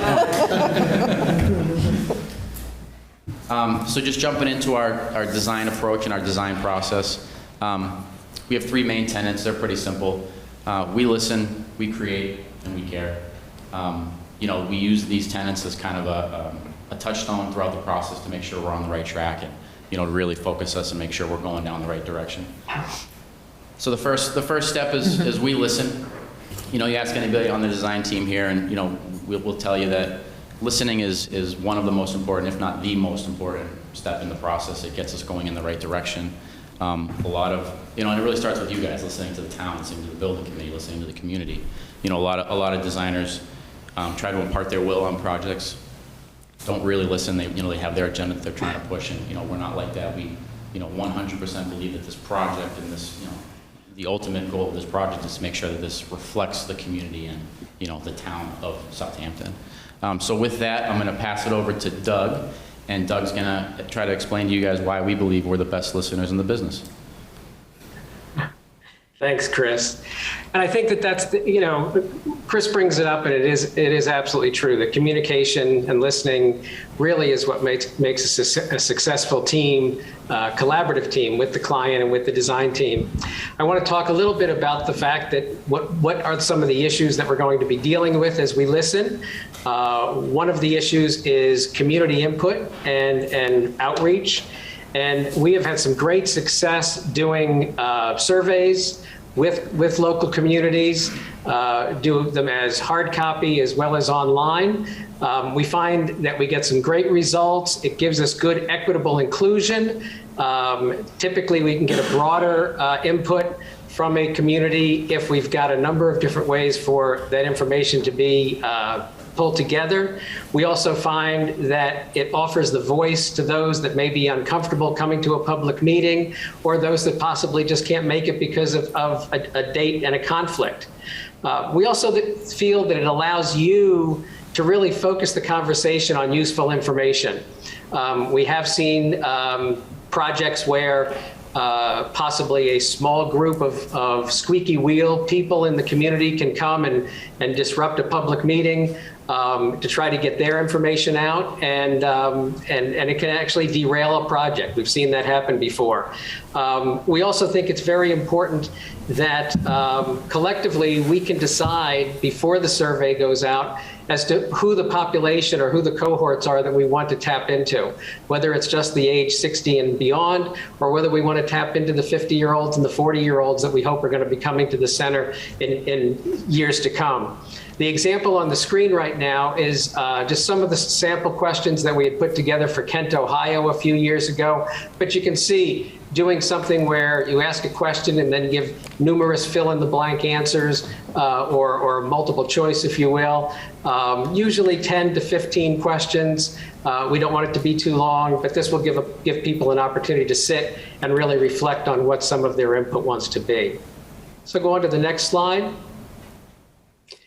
We're also talking to you and looking and listening to what your needs are. And we know that you've done a lot of information gathering already amongst yourselves, putting together your initial recommendations list. But as we develop an architectural program with you, we'll talk about activities and services more than we will about spaces, and then try to fill in the blanks with those activities and services to determine what types of rooms are necessary, how big those rooms should be. We'll talk to you about how many people you expect to be in different activities. And that helps us put together an understanding of the space needs within the building. We also think that in doing that, as you can see on the screen, we really get into the details about each one of the rooms. So we start to talk very early on about furniture and with regard to the proportionality of space and the size of space, talk about how many times a week or how many times a day you're offering different programs. So we can talk about the use of the building. What we find, we want to try to get the building as full as possible for as long as possible on each day so that you're not just wasting space with it not being used. So go on to the next slide. We also want to talk about some of the opportunities and challenges with the project. We feel that it is really our mission with regard to Lifespan Design Studio to apply universal design principles to create an ageless setting in which patrons spanning multiple generations can function comfortably and confidently throughout the building in sight. And we can talk more about universal design, but essentially what we're talking about is creating an environment for people of all different sizes and ages and abilities to use the building and the site as much and as long as possible. We also want to include the design to support emerging trends that we are seeing in the senior center industry and expectations of the target population, which we're going to get information from the survey, but also to be able to let you know what we're seeing around the country. Doesn't mean it's going to work in Southampton, but we'll talk about whether or not that's things you're interested in. We want to create more informal socialization space within the building. That's one of the things we have seen happen really over the last 20 years, that senior centers have changed dramatically. And we're also seeing that especially the baby boomers and the Gen Xers are really looking for a professional experience, incorporating rooms and spaces appropriately appointed for specific use So an art room should look like an art room. An exercise room should look like an exercise room.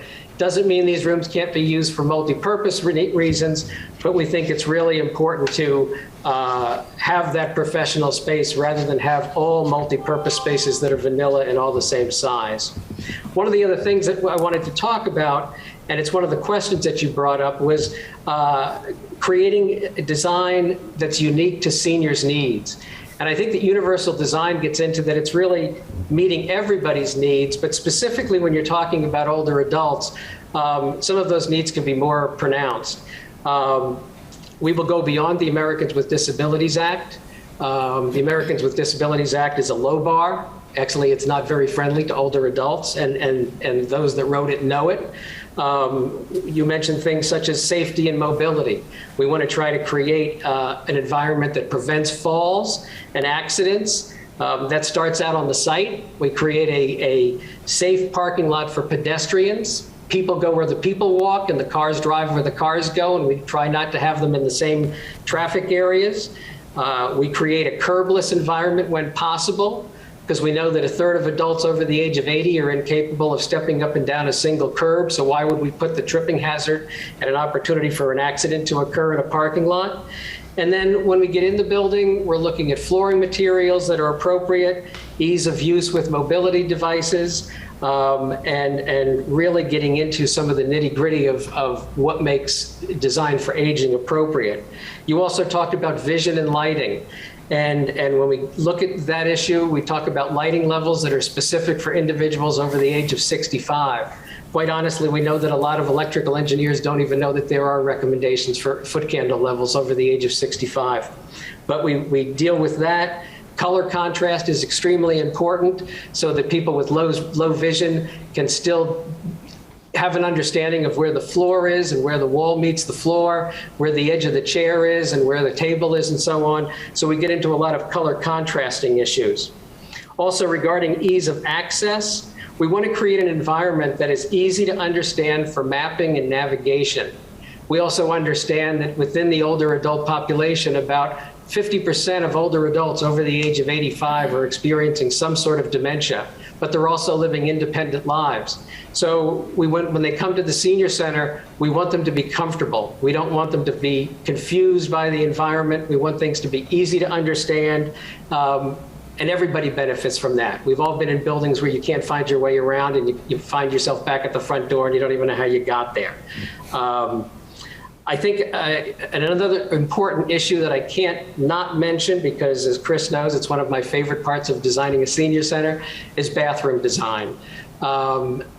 I can't tell you how many poorly designed restrooms I see every day. And when we're talking about older adults using bathrooms, again, the ADA doesn't have it figured out. A 60 by 60 toilet stall does not work for a wheelchair, even though that's what it was designed for. And especially with an older adult using a wheelchair, they're using a wheelchair predominantly because they're frail. They're probably not paralyzed.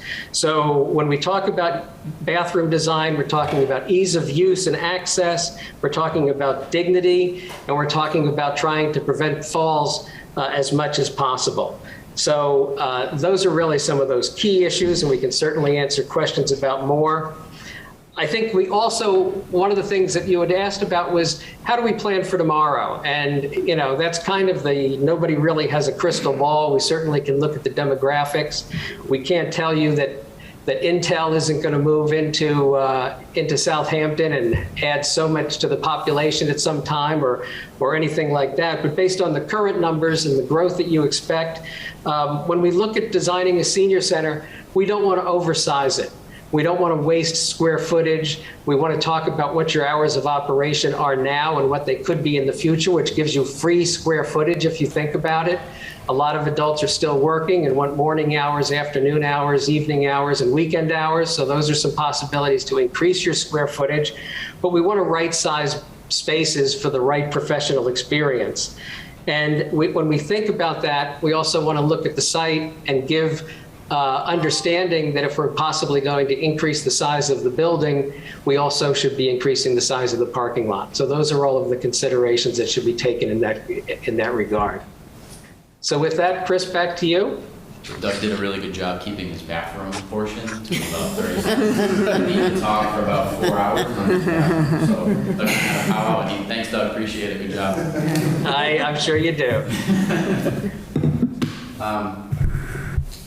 So, the next section we wanted to kind of talk about was the We Create section, and this is just where we start to take all the information that we developed or gathered early on, and the early investigations and analysis, and start to develop something a little bit more tangible for the committee and the town to really respond to. So Mark and I are going to talk a little bit about some examples and some documents that we'll create kind of as we move through the process. Okay, just for reference, Mark Aragoni again. I'm actually the landscape architect, not an architect. But when I hear these guys talk, I learn something more every time. And it helps, every project gets a little better, I feel. So we come with the experience of having done a lot of senior centers and public facilities, but we learn on every single one of them. And one of the tools I think that we continue to refine is evaluation criteria. So we've had communities say, well, you're going to do all the evaluation criteria and we're just going to fill it out, correct? We don't necessarily like to do it that way. We can guide you in development of the evaluation criteria, but there's specific criteria that every community has, and we want to pull that out and make sure that we measure that. So you don't have 1 or 2 or 3 or 4 or 5 or 6 or 7 or 8 sites to look at. You have 9. So what we're thinking we're going to do is we're going to develop some evaluation criteria, and there may be 2 different types. We may do something simple as a green light, yellow light, red light, develop a half a dozen evaluation criteria where it may become very easy to see that maybe you really don't have 9 sites that are going to work, and we can focus maybe on 5 or 6. I don't know what the number is. All I know is that we're very skilled at coming up with some evaluation criteria and rating methods to help make those decisions easier. And I think that a lot of committees like yours want to make sure you have that methodology, that you can come to a tangible reason why some of these sites fall off the table or some of them may rise to the top. And we're okay with changing evaluation criteria once you get to maybe 4 or 5 sites that may have some really good opportunities. And we just wanted to make sure we accented that with this slide. So as we move, further into the process, we'll start to look at the building and the site and the floor plan. And these are just some examples of some of the imagery that we can create along the way. For us, it's a very iterative process. We're not looking at the site and then figuring out the floor plan and then figuring out the building. We feel that all of these things work together and in harmony. So we want to work on these things in parallel. So just some examples of a site plan. We're studying how the building's going to fit on the site with the parking, green space. We're looking at traffic patterns and pedestrian patterns and things like pedestrian safety and visibility to the building, visibility from the building, things like that.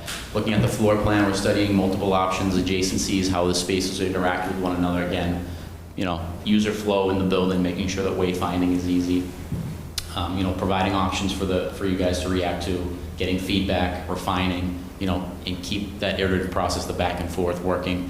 But as we're working on the plan and the site, we're also looking at the exterior of the building and how does this building have an identity and how is it fitting within the context of the neighborhood and how is it, what is the architecture trying to say to the community? So we're looking at all these things kind of in tandem, in parallel to one another. And like I said, just some examples of some of the imagery that we'll be pulling together along the way to help convey some of the ideas that we'll be shepherding along the way. And then the last tenet that we like to focus on is just we care. We care about the community. We care about the design. We care about the environment. But specifically to projects, to project stuff, we care about your schedule and your budget. Those things are very important. We understand there's realistic constraints there, and we want to make sure we respect that. Specifically to the schedule, we understand you guys have a very specific date in mind for when the study needs to be complete. We're confident we can meet those dates. And how we would do that is we would just basically work backwards from there. We'll create a milestone schedule and we'll set meetings in advance. We'll be very clear and deliberate with what we're going to be doing at each meeting and every milestone, and understand what the goals and objectives and the agendas for each meeting. And we'll make sure that you guys are well prepared and understand exactly what we're trying to do for the current step, and then the next step, and then the next step. These things will be prepared long in advance so that there's no surprises. You know, one of the things that really hurts scheduling and staying on schedule is decision making. You know, sometimes decision making processes can be kind of painful. And it's, you know, we believe it's our responsibility to help with the decision making process. We want to make these decision points as painful and as smooth and as easy as possible for you all. So providing the information, like I said, providing agendas, providing clear goals for these meetings, for these milestones. It's critical in order to keep the process moving. So we, you know, we take it upon ourselves to make sure that that process moves smoothly and that you guys have the information at your disposal to be making, you know, educated and quick decisions to move on. Care about the community, care about the environment. Something unique about us, the EDM specifically, is, you know, we have a lot of different disciplines in-house. We're architects, we're interior designers, we have structural engineers in-house, we have mechanical, electrical, plumbing engineers in-house, we have industrial in-house. And we pride ourselves on, you know, outside of the whole LEED certification, the living building certification, focusing on an integrated, holistic design process that tries to create a building that, you know, makes as little impact on the environment and on the site as possible. That's the ultimate goal. The old traditional way of designing, you know, no offense, Andrew, but architects design a building, tell your mechanical engineers to put the systems in the building, tell your structural engineers to put the structure around the architecture, and we move on. You know, we try to get engineers and the rest of the design team involved early on, listening to your guys' needs, understanding your guys' goals and objectives, to try to create a project that is, you know, harmonious across all disciplines. It takes a village to create a project, landscape architects, you know, senior center consultants. There's a lot of team members that are required to create these. You're gonna hate me. More? I know you were right. It's getting That's the third time. Sorry about that. So anyway, that's our philosophy. Is outside of the, you know, when there's no green certification requirements, you know, we take it very seriously that it's our responsibility as designers of the built environment to, you know, make sure that we're providing projects that are as low impact as possible on the environment. And an integrated approach, which is what we have internally, is something that we pride ourselves on and we try to be better at every single time. And then we care about our relationships. You know, we work on projects sometimes for 3-4 years with communities, and, you know, that's a long time to be with people, and, you know, you create bonds, you create relationships, and, you know, we're not ones to, you know, when a project is complete, you know, kind of move on to the next project and, you know, never hear from us again. We're involved in the community. We feel like when a project is complete that we are now part of the community permanently.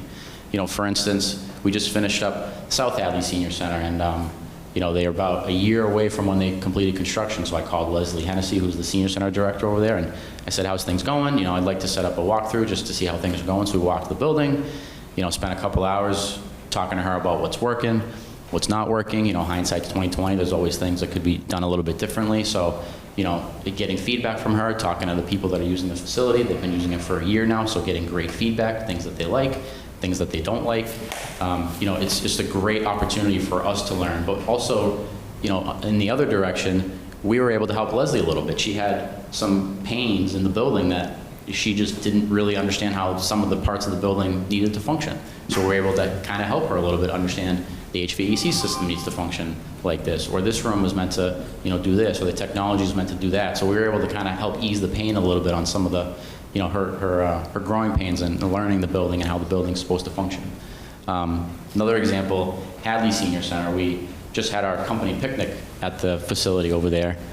Haley Wood, the Senior Center Director, was nice enough to let us use the facility for an afternoon, and, you know, you had 25, 30 architects and engineers running around the building, you know, using the classroom for, you know, presentations, and we were using the multi-purpose room for our catered event. We were using the kitchen, you know, using outside playing cornhole and playing games. So it's like, you know, not only were we, you know, walking around with the Senior Center Director listening to what works and what doesn't work, we're actually using the facility. We're hands-on. So the point is that, you know, we're not ones to just leave when the project is complete and never hear from us again. We're here for the long term, and, you know, we care about the people that we work with and work for. So we just wanted to really quick talk about some project examples and some challenges specifically for those projects. So we're going to try to zip through this really quick.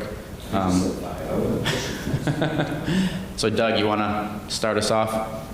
Sure. Yeah, we didn't make these numbers up. It just happens that we did a project that opened up last year in Westlake, Ohio, where we were hired a number of years before that to start helping them figure out where the building could be and should be and what would fit and so on. We did an architectural program. We evaluated 9 locations in the community, just like your community. We looked at the opportunity for expansion and addition, demolition of existing facilities, adaptive reuse of an abandoned school, adaptive reuse of a municipal building, and we looked at the possibility of even attaching it to an existing rec center.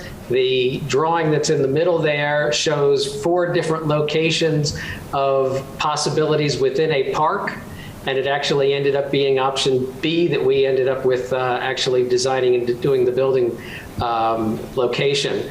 We were then continued to be hired to work with them to select a local architect, and we became part of the design team to design the project.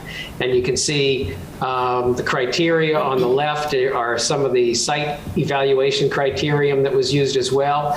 And as Mark talked about, some of this is objective and some is subjective. And when we're looking at a senior center, we're looking at a site that's best for a senior center. We're just not looking at utilities and acreage and topography. So some of those issues really come into play. So we thought this was a really good example, very similar to what you're looking to go through in the next year. Going back down to South Hadley, Doug just mentioned, you have those hard and fast things we have to look at. Traffic, utilities, stormwater, parking, accessibility, where are the sidewalks, how do you route to and from in a curbless, barrier-free route. Those are all things we have to look at. Go to the next slide. But in South Hadley's case, we also have to look at the site as a whole. This was a very, we'll call it a tight site. It had a Little League field. It had a sort of a defunct playground and a basketball court and an existing building. And I think the original feedback was, these are conflicting uses. We have young people, and now we're going to put a senior center on one half of the site. And we challenged them to say, well, that may be the way we used to think, but now we work in a multi-generational world. Why can't we figure out a way to make this work? And some of the interesting things that happened as this project progressed through design, we took care of those hard things, the structure, the building design, the traffic, the utilities. But what evolved was we renovated the Little League field, new outside fences. We put a fitness trail that now loops around the Little League field with fitness stations. Very easy way, big bang for your dollar. Fitness stations, these are multi-generational. If COVID taught us anything, it's how important the outside space is. That is something that we are going to evaluate on your 9 sites, not only for building expansion and parking expansion. What is that value of that outdoor space for that facility? And I think South Hadley, you wouldn't have originally thought that it was going to have outdoor space. It has very valuable outdoor space in a very tight envelope. And a little closer, thank you. The last one we wanted to just point out was, Hadley, again, going back to project I was just mentioning. The biggest challenge on this project was again, site constraints, and specifically this project, we were bound to working with another design team with another building type on the same site that we were working with, which may or may not be the case here. But working with another design team was challenging in that we had to figure out, where is the boundary between the 2 sites. We didn't want to create a, this is our site, this is your site type of environment. We wanted to create, more of a campus feel. We wanted to make sure that each building had its own identity, from an architectural standpoint, but that they also spoke to each other and spoke to the neighborhood. So there was just a lot of coordination with a whole nother design team that definitely posed a lot of challenges, but we feel like, in the end, it was a successful project, and, we felt like we rose to the challenge of, the challenging site. So with that, I just kind of want to leave you guys with the team's beliefs and our commitment that we're going to make. The design team believes that to have a future, we need to generate more than we take. and we are committed to being the example that inspires the community. So again, thank you guys so much for the time. We very much appreciate the opportunity to be here and talk to you. And again, thanks for letting Doug call in from Ohio. And with that, I will leave it back to you guys, and we're happy to answer any questions.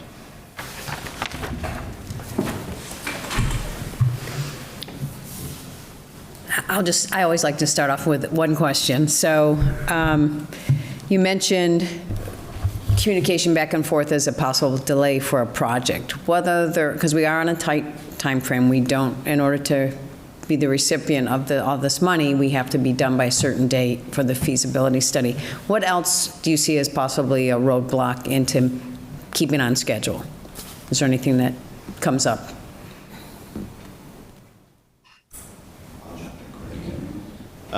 I would just say the timing of this project, I think, is good.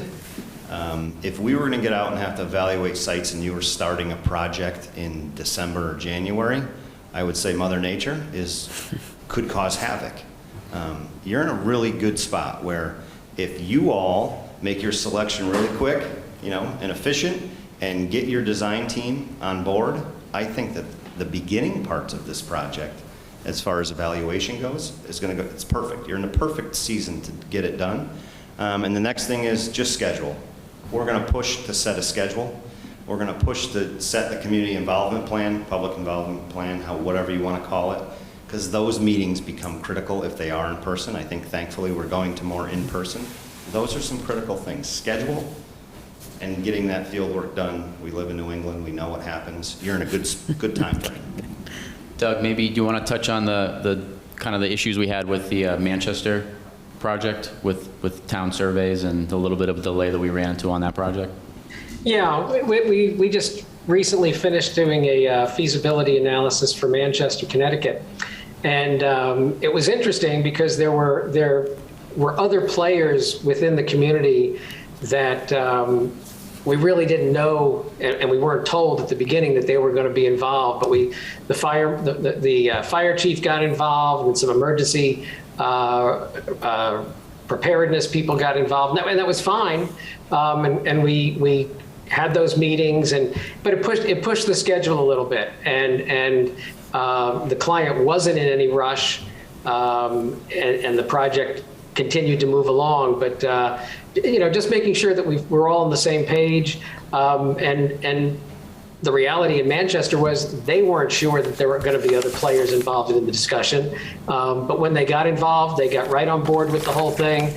And we just continued to move things along. So, also, however many years ago when you had your Halloween ice storm, we were on our way up to work on the Chicopee project. And we arrived right after everybody lost their power, and our hotel was using candles, and luckily we had a room with a fireplace. So even with that, we came up, and Chicopee kept moving forward. But Mark, you might be being very optimistic that come the end of October, things might change too. Yeah, October 20. So in terms of like a focus group or public participation, who do you recommend that we get involved, and would you recommend that we start the process? Is it inviting the whole town? Are you going to invite the seniors or specific groups? I'm not familiar with it, so I'm just wondering if somebody could talk through that with us. Doug, I'm going to let you touch on that one. Yep. As I talked earlier, I think the best information you're going to get is going to be through a survey. And it doesn't mean we can't have public meetings or focus groups. But I think that the reality is, collectively, we're probably going to be able to know what we're going to hear through public input. It's very, very rare that we ever hear anything that's not either what we're expecting to hear or something that's totally beyond the budget of the project. And so with the public surveys that we've done, and as I said, we've done them so that they've been online, so they might be on the town's website, they might be on the senior center's website, they could be on the library's website, public schools, giving them as much opportunity. You've got to let people know that it's there and advertise that it's there. And then also people that would rather fill out the survey by filling out a piece of paper, We've also had them available in hard copy at all of those locations. So I think that's important. I think public meetings are important if you're trying to make sure that everybody has a chance to say what they want to say. Very often, though, again, at those meetings, you'll say, if somebody has the same idea that you have and you've already said it, please don't come and get up in line. And 20 people still get up and say exactly the same thing. So, I think that it's a matter of, they serve two purposes. One is to gather good, confident, thought through information, and one is to have the public have their opportunity. Now, with regard to focus groups, if we find that a lot of men haven't responded in the survey, maybe you want to have a focus group of men between the age of 50 and 70 or something like that. But I think you've got to wait and see who responds to the survey. But I think trying to get as many people to respond to the survey has to do with how well you publicize it and let people know that it's out there. We also find that usually maybe 10 days is all the survey would be live for, so that people don't say, oh yeah, I'll get to it, then they don't get to it. Get to it when you can get to it, and just move from there. So would you start that at the beginning? I think your schedule, I'm not sure, might have had it a little bit later, the public participation, but can you go back? I might have read it too quickly. I'm just assuming you'd start that parallel path with the site evaluation. Yeah. Yes. Okay. Yeah. Ellen and I, Ellen is my partner and my wife and my gerontologist.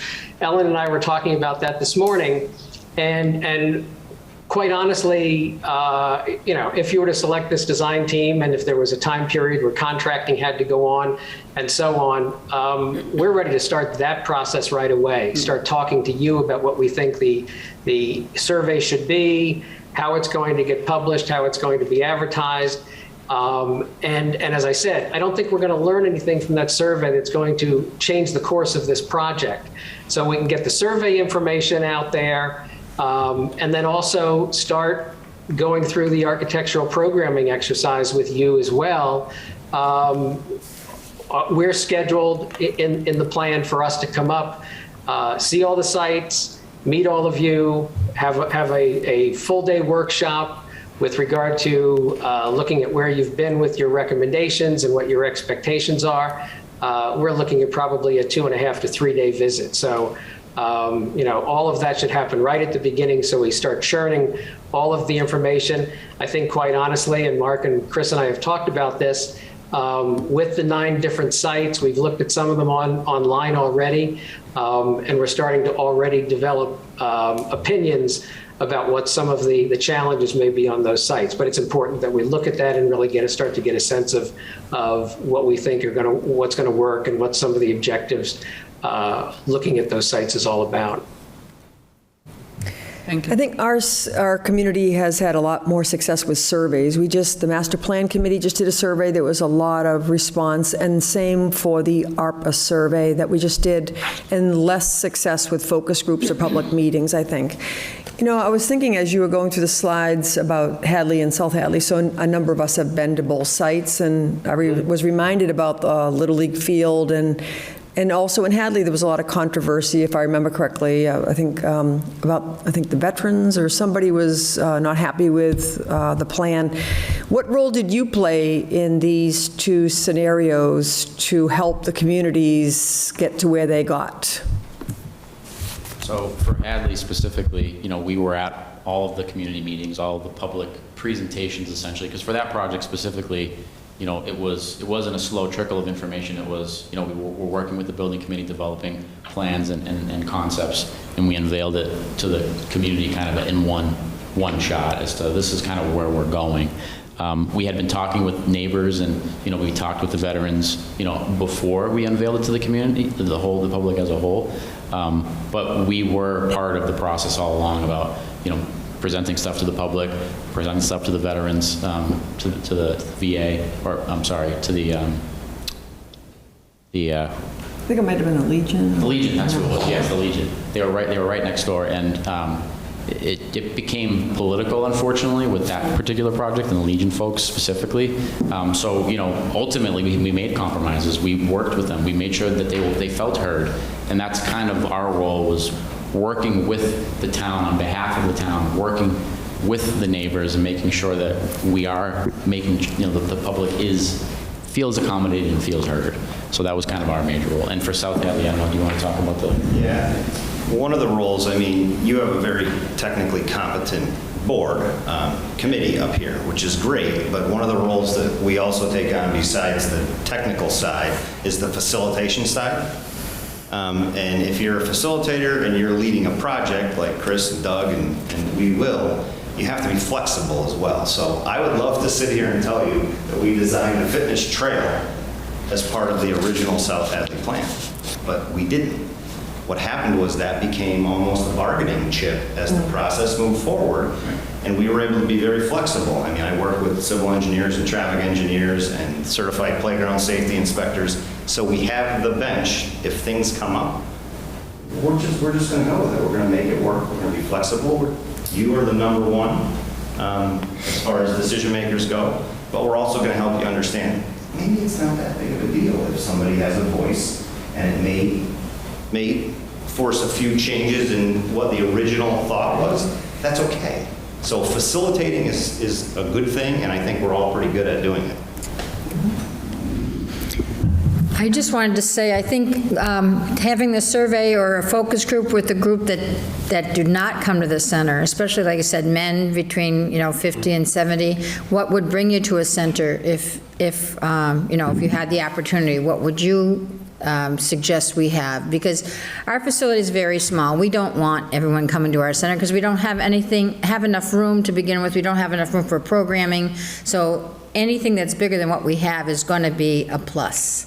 So I believe that, seeking out people in that age group and maybe men in that age group, what would bring you to a center? I know some places have had woodworking and things like that. I'm not saying that we would, but I'm just saying that, if you had a room that had, some kind of crafts that were also carving and things like that, that men might be involved with, like the pool tables and that kind of thing, I think we're up for discussion about that. And I know that we were in, was it Irving or someplace that had pool tables and then they took them out, or, because they needed room for foot care or something. So I mean, we don't want to get into that. We're already cutting things out because, some of the clinics and things that have to happen have to have the space. And I think it's really good about the bathrooms. I would like to have a 4-hour discussion about bathrooms. I would just say, I will throw this out. I was involved with the Agawam Center, and when they first started it, the first biggest problem was they put in the lower 17-inch instead of the 19-inch. They had to rip them all out and replace them all with 19-inch high ones. So,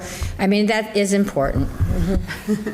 Well, to your point about getting younger adults involved in the discussion about what this facility should be or could be, that's one of the reasons why we've gone through the library system and also gone through public schools, because you've got a lot of 50 and 40-year-olds that have children in the school system, and if we can get their moms and dads to participate in the survey as well and understand why we're asking them to participate, I think that you do greatly benefit from having that younger voice, because that younger voice is going to be older very, very soon. Yeah, and you said Agawam, not the Senior Center, but we do quite a few park and rec needs assessments, long-range planning, 10, 15-year planning, which involves a significant community participation. Agawam, we struggled. I think our target was 300 to 500 responses for an online survey, and we struggled a little bit. But that didn't stop us, because Carly Picard, who is the landscape architect in our Springfield office, said, no, I'll go. Well, I'm gonna figure out where these people are gonna be. And we set up a booth at their town fair. I can't remember which one it was. She actually set up a booth, because it was her project, she was the PM. She set up a booth with the survey, and I think she generated 50 or 60 more responses. So to Doug's point, and to your point about woodworking and things like that, if we find a group of people that we can target at an event, say maybe it is 50 to 70-year-old men, and maybe there is a paddle tennis tournament or something. Hey, if we can go out and we're close enough, we can go out and try and drum up a few more surveys. We have no problem doing that, because the information you get back is just so critical on that survey. So just a funny story that you made me think about again. I have something. This is more from a sort of operational EDM team perspective. I think you even pointed it out in your presentation, how great it is to have multiple trades under the EDM umbrella, right? Just sort of curious, it seemed to me, looking through your firm's website, it seemed to me like, let me know if my assumption's correct, the architectural design's done in the Connecticut office, is that correct? Or do you have designers in Pittsfield too? We have architects in both offices. Okay. The history is kind of interesting. We started as an industrial engineering firm, actually, based out of Pittsfield, Mass., and it kind of grew from there. The architectural side started about 25 years ago in Connecticut, so just inherently the architectural side gravitates to be in Connecticut, but we have 10 designers in Connecticut and 4 designers in Massachusetts, so, you know, it's divided and it's equal, but the Massachusetts office used to be the larger of the 2 offices, but it's pretty much equal now. Architects and engineers split basically 50-50 between the 2 offices, so just number of people, it's pretty well divided. Okay. Yeah, that was more just for my curiosity. And I think holistically, the second part of that question is, I think we're curious, what's sort of the unison between lifespan and EDM? How does that relationship work? Will there be any, Doug mentioned that there was going to be, he was going to come in to survey the sites with the whole project team. Just curious what that day-to-day looks like down the road if you were to be awarded the project. Go ahead, Doug. Want me to jump on that, Chris? Over the last 2 weeks, Chris and I have been on calls, probably half a dozen times. The short of it is we love working with EDM. Our role on this project is an integrated role. We're not the senior center design specialists that are giving only advice or dealing on a very small basis. We will come into town. Right now we're scheduled that we probably only need to make one visit locally. We did an entire project in Portland, Oregon 2 years ago during COVID and never went to Oregon, working with a local architect out there, and the client said the whole project was seamless. Of course, they were all working out of their bedrooms and basements during COVID as well. But we will come into town and be involved in that 3-day visit. We will lead the architectural programming effort. We will also lead the effort in pulling together the survey, and then also analyzing the results and reviewing those results to integrate that into the architectural program. We will also draft the program needs assessment written portion based on everything that's been pulled together at that point. And we'll be very much involved with Mark and Chris with looking at site layout. Again, it's a very integrated effort. We're involved with all of the disciplines within the project, talking about lighting levels, talking about the plumbing fixtures and the appropriate plumbing fixtures for older adults. We'll also be involved in the actual creation of the floor plans because there are, as far as we're concerned, there is a way to design a senior center. And they could all look different, but Chris and I have talked about this. If you look at all of the senior center projects that we've worked on, there is a carrying theme of how a senior center operates and works and meeting the needs of the users. Ellen was the director of a senior center for years and really gave us some tremendous insight to that. And then we'll be involved just in the day-to-day with the meetings and specifications of products and so on, right through bidding and construction. So it's just very integrated. It's not like we plug in and plug out. We will be copied on all of the correspondence. Any correspondence we have will be copied back through Mark and Chris and everybody else. So, you're going to see me, whether it's this way or sitting at the table across from you, and Ellen as well throughout the entire project. Yeah, just to reiterate that, by no means is it, Doug does this only and Chris does this only and Mark does this only. Like, we kind of overlap a lot of skills and, just bring out the best in each other. I'll work on a plan, Doug will work on a plan, and we'll kind of, put all of our ideas together. I try to pretend I'm a landscape architect as well, so I'll work on site plan, lay things out for Mark, and he says, no, we got to do this because of this. So it's like, we're always working together through the process. It's not just we sit in our corners and we do our jobs. It's very integrated, as Doug said. So are you producing from your office, like Doug will give you a drawing and you incorporate it into your drafting or your modeling or whatever? Yeah, depending on what we're trying yeah. to create, specifically the plan. Doug will, send us some ideas for the plan, and, we'll have back and forth. I'll send him some That's ideas. good to know, 'cause that was one of my questions I had, same question, so. Yeah, it's a very collaborative process. Okay. And we've literally worked with each other, how many years now, Chris? 12 years? Yeah, 10 Like 10 that? plus. Yeah, Yep. and so we've worked on 7 projects together, and Hadley and South Hadley and Chicopee and numerous, we're doing a feasibility study right now for East Hampton, and it's like home. We work with each other wonderfully. And who would be the project manager? Is that chosen already? Okay. That would be. Which office are you in? Sorry, I'm very... I'm out of the Connecticut office. Okay. It's not that it matters. We're in Farmington, Connecticut, so. Very close. Now, I think it's important to know that the people that are sitting in this meeting with you today are the people that are going to be working on the job. Great, thank you.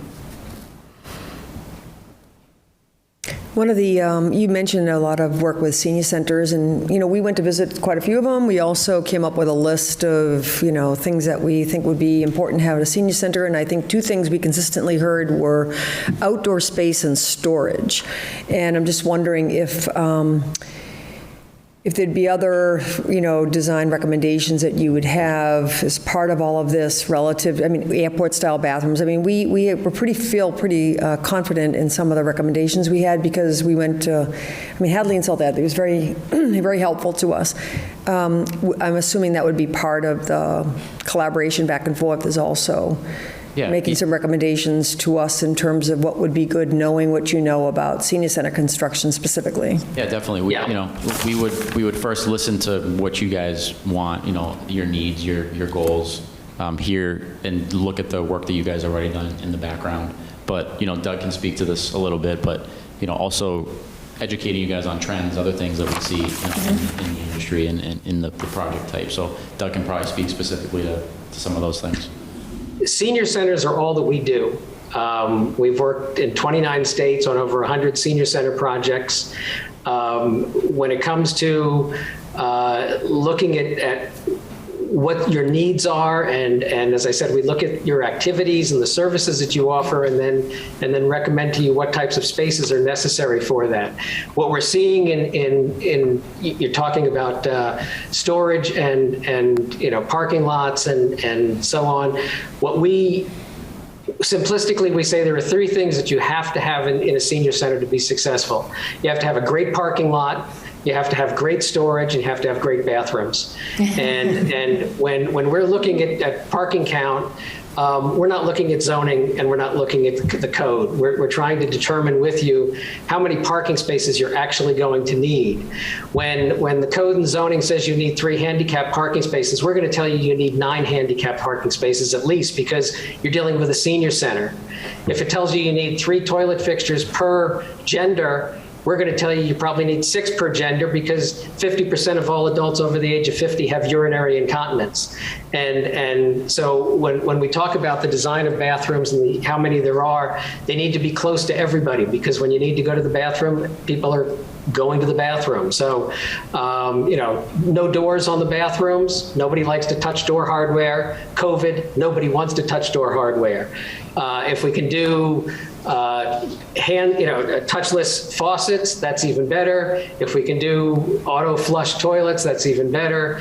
If we do levers, faucet levers, they're single-handed and they're center mounted, because you have left-handed people and right-handed people, and people that have had strokes on the left side and people that have had strokes on the right side. We do left and right-handed handicapped toilets for the same reason. The amount of detail just goes on and on and on. But these are things that we're going to talk to you about. If we're going to make recommendations about them, we're going to tell you why we recommend them, and then we're going to talk about the pros and cons of what you think is going to work and what we think is going to work, and work this out very collaboratively with you. Yeah, the great thing about having Doug and Ellen on the team, to that topic specifically, is that they are a national firm. They work all over the country on senior centers, and we provide the local knowledge of the area, and Doug can bring different perspectives from outside of the area. So, we can really push the boundaries as to what's going on in the country and not just what's going on in the, in this area of Massachusetts. So, I think the surveys obviously are great ideas, and to applaud our master plan committee that got 800 to 900 responses was a lot of hard work. So we hope to surpass that if we can. But how do you help us get the whole community to embrace? It's not through a survey, right? That gives us information, but we need to make sure that everyone from 2 years old to 102 years old, can support this project. Does that fall under you, or does that come after the study? And Doug, you want to take the outreach again? Yeah, I'd let you pass that one, Chris. I think it's kind of an integrated effort. I think the community at large needs to understand that this is a town project, and this is something that's going to happen, assuming that's the case. You've got a nice influx of funds that have come to you, which is wonderful. And I think if having a PR campaign, getting more articles in the newspaper, if you feel it's important to have public meetings, or, if you feel it's important to possibly have a tour of Hadley or South Hadley, and I can't promise that they'll agree to that, but arrange that maybe that could happen, and just get people more involved about what senior centers are, and why the center that you've got now just isn't meeting the needs in the community. And I think that we certainly can help in that effort, but I think that also has to be a grassroots effort on your part. But with the information, if at the end of this effort, there needs to be some sort of a public meeting to present the findings, that can be part of the deal as well. Yeah, the best thing that I've experienced on trying to drum up public support is visibility and transparency, definitely. So, we're working on the Williamstown Fire Station that I mentioned earlier, and one of the biggest drivers of interest in the project was a website that we had, where we had, the architect and somebody interviewing the architect. We actually have a fire station specialist helping us, much like Doug. And he was walking through and educating us to what a modern day facility is. It was an hour-long interview, great information as to a lot of the newer technologies that are required, safety, and a lot of the concerns. But there was also an hour video on there of the chief walking around the existing facility and showing how substandard it was, in contrast to the video talking about a modern fire station. So those videos and the website, which is all public, it was in the newspaper, that got the most traffic and got the most interest. And a lot of people that we speak to in town reference those videos. So it's going to be a collaborative effort between you guys and us as to what is the best thing for Southampton and what's the best way to reach the community. But we'll definitely be there in support of that process from the beginning. That's exactly what we're doing on the public safety building side. Is E-Media is arranging with our two chiefs a video walkthrough. I also think that the majority of town funding goes towards schools, so it's just really important that we put forward the idea that this is one community, that not everybody's using the school, not everybody's using the senior center, not everybody's using facilities, but that it's a one community sort of approach, and that we design something that is cost effective and good communication, that sort of thing. So I think that's important. I just want to ask a quick question about fundraising. It might be a little peripheral, but we obviously anticipate having a capital campaign. There's all kinds of things we've noticed, from buying bricks to buying rooms. I know one of the car dealers bought one of the vans in Hadley and donated it. So is that I'm just wondering, because some of these things are structural. I know the Woodlawn Cafe in South Hadley was donated. So will you be able to assist in terms of coming up with cost estimates that might be helpful for us in terms of, room donations or things like that? Yeah, as we, as you guys move kind of past the study, I think the study is probably a little premature to be having those types of conversations, but as you guys move into the process and we start to hone in on what is the building, what is the site, where are the opportunities for potential donations, where are the possible fundraising opportunities, we would definitely be assisting, in whatever way possible. I have a follow-up regarding getting community input. So what's your thought? I know we're talking about a senior center, but what's your thought on making it accessible and having things in it for multi-generational people? Somebody might not necessarily be a senior. They might want to use the facility. Is that a way to approach it, or are we strictly thinking about a senior center for our committee? I mean, I don't know. Can you make part of it be something that other people would want to go in and play pool or whatever? I don't know. Doug kind of said it earlier. Go ahead, Doug, I'll let you go. Okay. The center at Belvedere in Charlottesville, Virginia, and I'm sure that was in our package, and they actually have a great website and actually have a fly-through on their website of their facility. It was designed as a replacement facility for the existing senior center, but it was designed with the entire community in mind. And I think it's fair to say the vast majority of individuals who go there are in the age 65 or 55 and beyond, but it's also used by the schools, it's used by the rest of the community. They don't have any age restriction. There is a cafe that they actually bought a franchise that when you come in the front door, it's like a Panera Bread, but it's a local franchise and it is run by the franchise. And it's young mothers and their babies come in the morning after going out for a stroll, and people stop by at lunchtime, and so on and so on. So I think it certainly can be that way. I think during the design, when I talked about universal design, everybody of every age is going to benefit from these design decisions. How you use the building from a multi-generational standpoint and an intergenerational standpoint has a lot to do with who's going to be in the building at what time of day, and whether or not multi-generations can be doing that thing. And a lot of times those programs and activities can be based on interest. So if everybody's got an interest, about the War of 1812, it doesn't make any difference if it's a junior high school kid or, somebody's 95-year-old grandmother. If they're there to hear about the War of 1812, that certainly can be an intergenerational opportunity. But I think that there's a lot of talk about that too. Sometimes we get into a situation where a community wants to do a true community center, and then you start hearing rumblings from the older population talking about, well, are there going to be teenagers running around the building, and what's going to happen? How's that going to happen? And after school activities, and are the kids going to be there while we're there? And, if there's a gymnasium, are we using the same locker rooms? I don't want to use the same locker rooms with teenagers, and so on and so on. So there's a lot of intricacy. There's a lot of intricacy to that discussion, and I think a lot of people believe they're very, very proactive and very, very progressive-minded on that kind of stuff until they really start to realize maybe I'm not as progressive as I think I am on those types of discussions. But it certainly can be very much a part of the discussion in putting together a facility for the community. Thank you.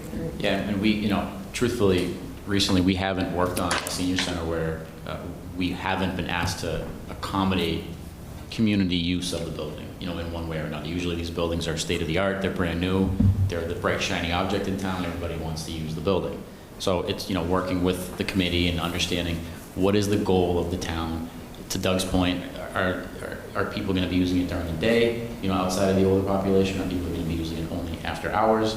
It's all part of the dialogue back and forth. But we typically see, in some way, shape, or form, some community involvement outside of the seniors using the facility. That's just it's a request that we see every single time.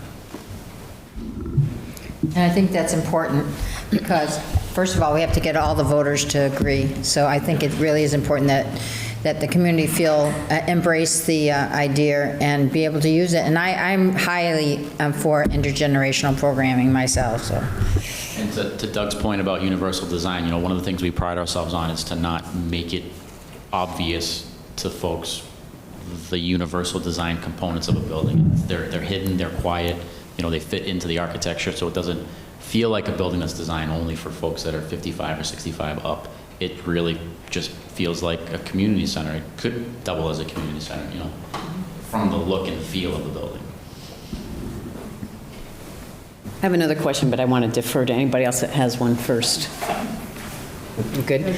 So it so happens that some of the properties that we're looking at, we're running parallel as well with the Public Safety Committee, who's also looking at some of the same properties. They're not quite as far along as we are. We were fortunate to have money bequeathed to us, so we're a little bit ahead. But what would be your vision to have a campus of a public safety complex and a senior center? Is that make sense? Does that, I'm just curious your initial thought on that.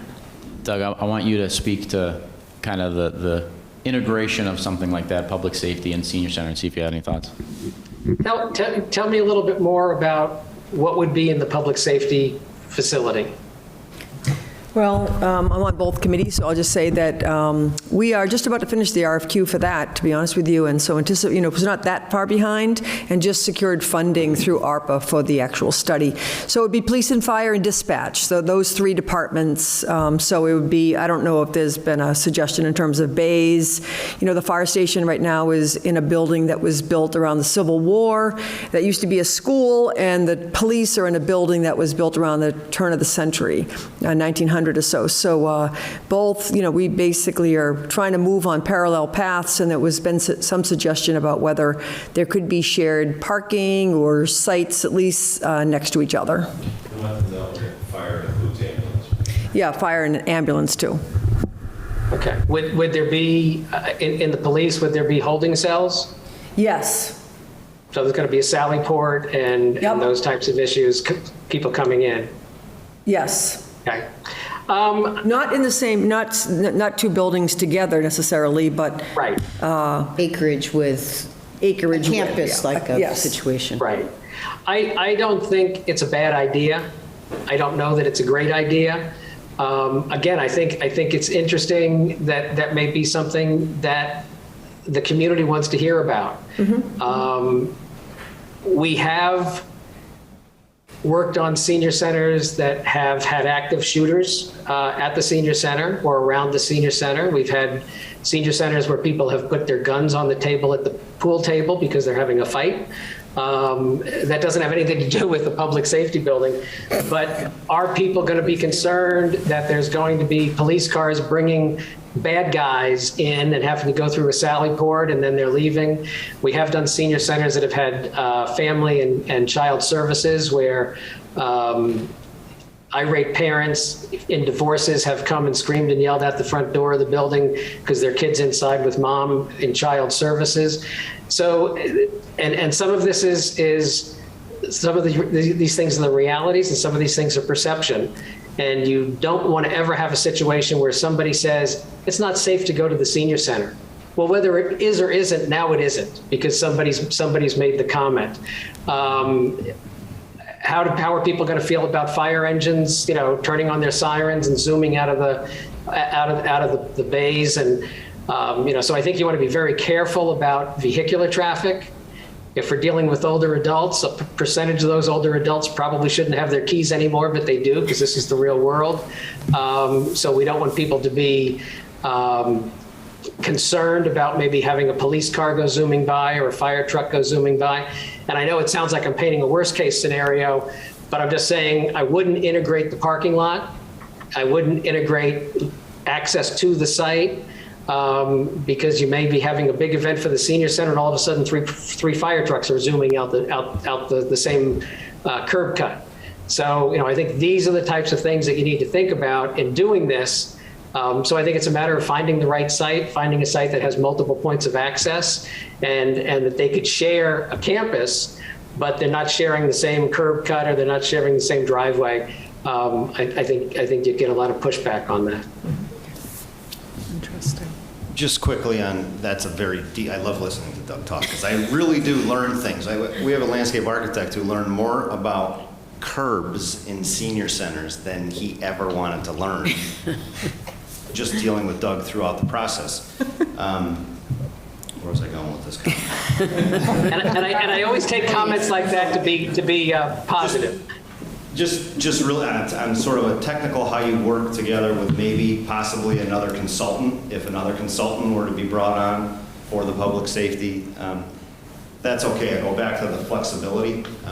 We like to work together. It's okay if we get off to a head start and we do due diligence and we're collecting mapping and pulling mass GIS information and environmental species, and is there an environmental hit on this site? We can share. That's okay. If another consultant comes on board, if it's not another consultant, if that project stalls, we're okay with sharing information because we want to help you guys out the most. So if we can help a process move, we're still all working for this town. So I just want to make sure there's no issue there whatsoever in being flexible and working with another consultant if that project doesn't move forward. It happens. Thank you. On behalf of the committee, I would like to thank EDM and Lifespan for spending a little over an hour with us and informing us of what your capabilities are. Any other last comments before we let you guys have the rest of your night before a long day, long weekend? No, again, just thank you guys for the opportunity. We appreciate it. And we loved the conversation that we had today, and hopefully we can continue working together. Great, thank you. Appreciate it. Thank you very much. Thank you. So we're going to continue our meeting. Yeah. Yeah, just standing up. Yep, you're allowed. Mic off? You can't, Tim. Bye, Doug. Talk to you soon. Bye-bye. Thank you so much. Nice to see you. He's got a long commute home. Everybody got used to that for a long time. I know. I just want to know. You guys aren't that far. And we are, again, being recorded live, just to remind everyone, we are being recorded live. We're being presented. You're broadcast live. We're broadcast live, not recorded live, broadcast live, thank you. And we continue, I didn't We will end it yet? continue our meeting at this point. Oh, okay. I think next steps is next on our agenda, so, and discussion, and then Safe next home, steps. I hope it isn't too Yes. far. Yeah, safe homes. Thank you very much again. Have a nice one. Have a good night. Bye-bye. Okay. Oops. All right. So actually, next on our agenda is the review of both the presentations and comments from the committee. So, Are they out the door? yeah. We can close the door. No, we can't close the door. It's open meeting. Open public meeting. So, I like them both. we like them both. Okay. I mean, that's just general In the comment. beginning, I was not as impressed with Abacus as I was at the end during the questions. You bring your mic out closer. Sorry. I'll do the same. Bring your mic closer. I like them both, but during the interview, I was not as impressed with Abacus as I was at the end during their comments. I mean, during their answers to the questions. I like the fact that EDM and Lifespan senior centers, that's their expertise, that's all they do, that's their focus, senior centers. I didn't agree. quite get the same feel with Abacus. I agree. I'd like to make a comment regarding that comment, I guess. If Lifespan wasn't involved with EDM, just to be frank, I don't know that EDM would have had the qualifications to submit for this RFQ. A lot of, even in their RFQ response, noted that EDM was the architect of record for a lot of these senior centers. And what that means is that they have a local architect. I mean, they briefly discussed it today. They have a local architect doing, the documentation, familiar with the local building codes, things of that nature. A lot of the portfolio of work from EDM was heavily piggybacked onto Life Sciences as their Lifespan as their main consultant. So yes, EDM does a lot of senior centers. I am curious how much that was sort of the question that I asked, how heavy of a lift is it for lifespan versus EDM in that process? What was Doug's background? Is he an architect? He is. Okay, and his wife is a gerontologist, okay. Yeah. The other thing to think about too is if Doug is flying in from Ohio, the project and the budget for the project is going to bear the cost of Doug's flight and lodging. You did. I thought of that. Not that I don't know that that's a deal breaker. Obviously, personally, I like both of them. I'm just trying to be the realist and sort of cut through a lot of the architectural and marketing jargon that we've gotten today from both firms. So it could be another consideration that the project bears the brunt of the travel costs, but I do think that would be included in the 60,000. I think we made it clear in the RFQ that we expect it to come in. I think we did. I don't know if that counts and everything, but I think that Abacus had two very senior, seasoned people that work with two young, dynamic project managers, and I was fairly impressed with their presentation, the ease of their presentation. I think one of the presenters here in particular was on the nervous side initially, and so maybe it didn't come across as, confident. But like I said, I think that both do a good job for us, so I look to others to differentiate a little bit more. The one thing I liked from EDM is how they said they would evaluate and eliminate properties right up front, where I asked questions on Abacus to see how would they go through that process, and I wasn't sure it was such a laid out thought process, and maybe it was there and I missed it, but I think there are parcels that we provided to them that will get eliminated quite quickly. And I think that I like their evaluation method on that. I like that they had pictures of Southampton in their presentation, but that's... The graphics for EDM was much better than Abacus's. I had a hard time reading. There's too many words on the slide. Text is too small. I could not tell what was going on. So I wonder if he's making a presentation if they're making a presentation for our community. That's a minor concern, but. Yeah, I agree with that. It was kind of surprising seeing how well put together the RFQ response was compared to the presentation. Yeah, I agree. Yeah. I'm also not sure about when they talked about the community outreach, and they were planning, this is Abacus, they were planning on having meetings with the public, and I'm not sure how well what are they called, design charrettes? The blocks I would think you'd have an idea already of what it's going to look like. Right. I don't know, but maybe I'm not misunderstanding what that process is. Do you know, Andrew? Do you want me to elaborate? Yeah. Yeah, I mean, it's more of a space planning organization tool.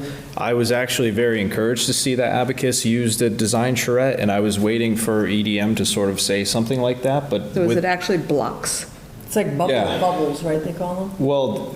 Sticky. They'll just take, it's honestly like 3-inch Pink Panther foam that they'll run through a wire cutter, and that's pretty much industry standard. Oh, okay. And then they can just rearrange them on a overlaid site. But I was encouraged to see that Abacus was going to, or would potentially do design charrettes. And I was waiting for EDM to sort of get into that. Sounded like EDM, at least to me, was more reliant on the surveys. Yeah. And I think... They weren't going to have a meeting. I think if the goal is to really gain public traction, the goal is to engage the community more than just a survey. So I think if people are engaged in a design charrette where they're welcome to come in, and it's not to say that this isn't something that we could ask EDM to do either, but I was just a little bit surprised that I didn't hear that in EDM's presentation. I have to agree with that. I think Abacus... You need to speak up a little bit, you're very quiet. Sorry. Soft-spoken. I agree with that like Abacus, I was I felt like they were more involved with the getting the community involved process than EDM. They seemed to kind of, they would do a little bit, but they weren't really kind of spearheading the project in that department. And I feel like, yeah, EDM definitely seems to have more senior center specific because of lifespan. And I think Abacus seemed to have more experience, and I liked their presentation better from a layman's point of view. Who's they? Sorry, Abacus. I just thought that they were a little more in-depth about, but I do like them both. And I think, it's hard because EDM has, lifespan is such an asset. Right, and I don't know that I would necessarily even think it's a detriment to EDM to have lifespan. I think that's the reason why we would hire them is I was lifespan. just thinking the same exact. That was the point earlier of if they weren't involving lifespan, I don't know that their body of work would be. No, but they are. Yeah. So. Right. It's not that it's a choice that they're separate, because, and I wouldn't ever consider them to be separate. They're working as a team. It's like any other consultant that Abacus might call in, right? There's one thing that scares me a little bit about Abacus. They kind of alluded to the fact that you've already done your research, you've already done your homework, you already know what you want. And I was just like, no, we don't. We put together a list of possibilities based on a lot of great research, but we really need the experts to guide us. And EDM, lifespan, they were right on there going, we will help you form what we think you need based on the surveys and based on whatever method of gathering information. So, we don't have to worry about, hey, we guessed wrong. Right. Well, I think Ed had his hand up, so I'm good. But you need to come to the mic, so you're, yes. And I know I'm older, so it'll take a while to get to Not older than And all we of can take us. another answer or question in between.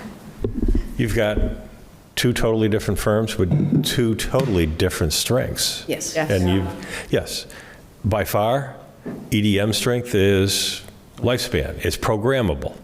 It is not the architectural and design section as far as I'm concerned. However, with Abacus, I was extremely impressed by what they're currently doing, the awards that they're winning because of what they're currently doing.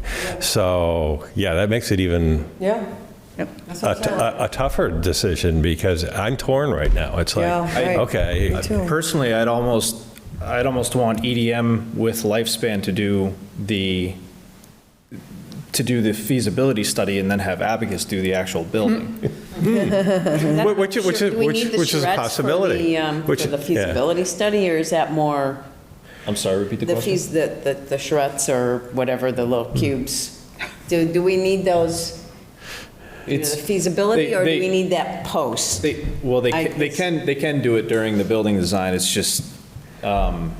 Is it typical to do it during feasibility? That's my question. It's more beneficial to have the same firm carried throughout the process if there is going to be a building, because they already have the background and there's no loss of transfer of information. But just to put this out there, when I had asked about how EDM functions with having, it's extremely beneficial to have engineering, architecture, services under the same roof. However, they're in different offices. My skepticism is that they would function as any other consultant would.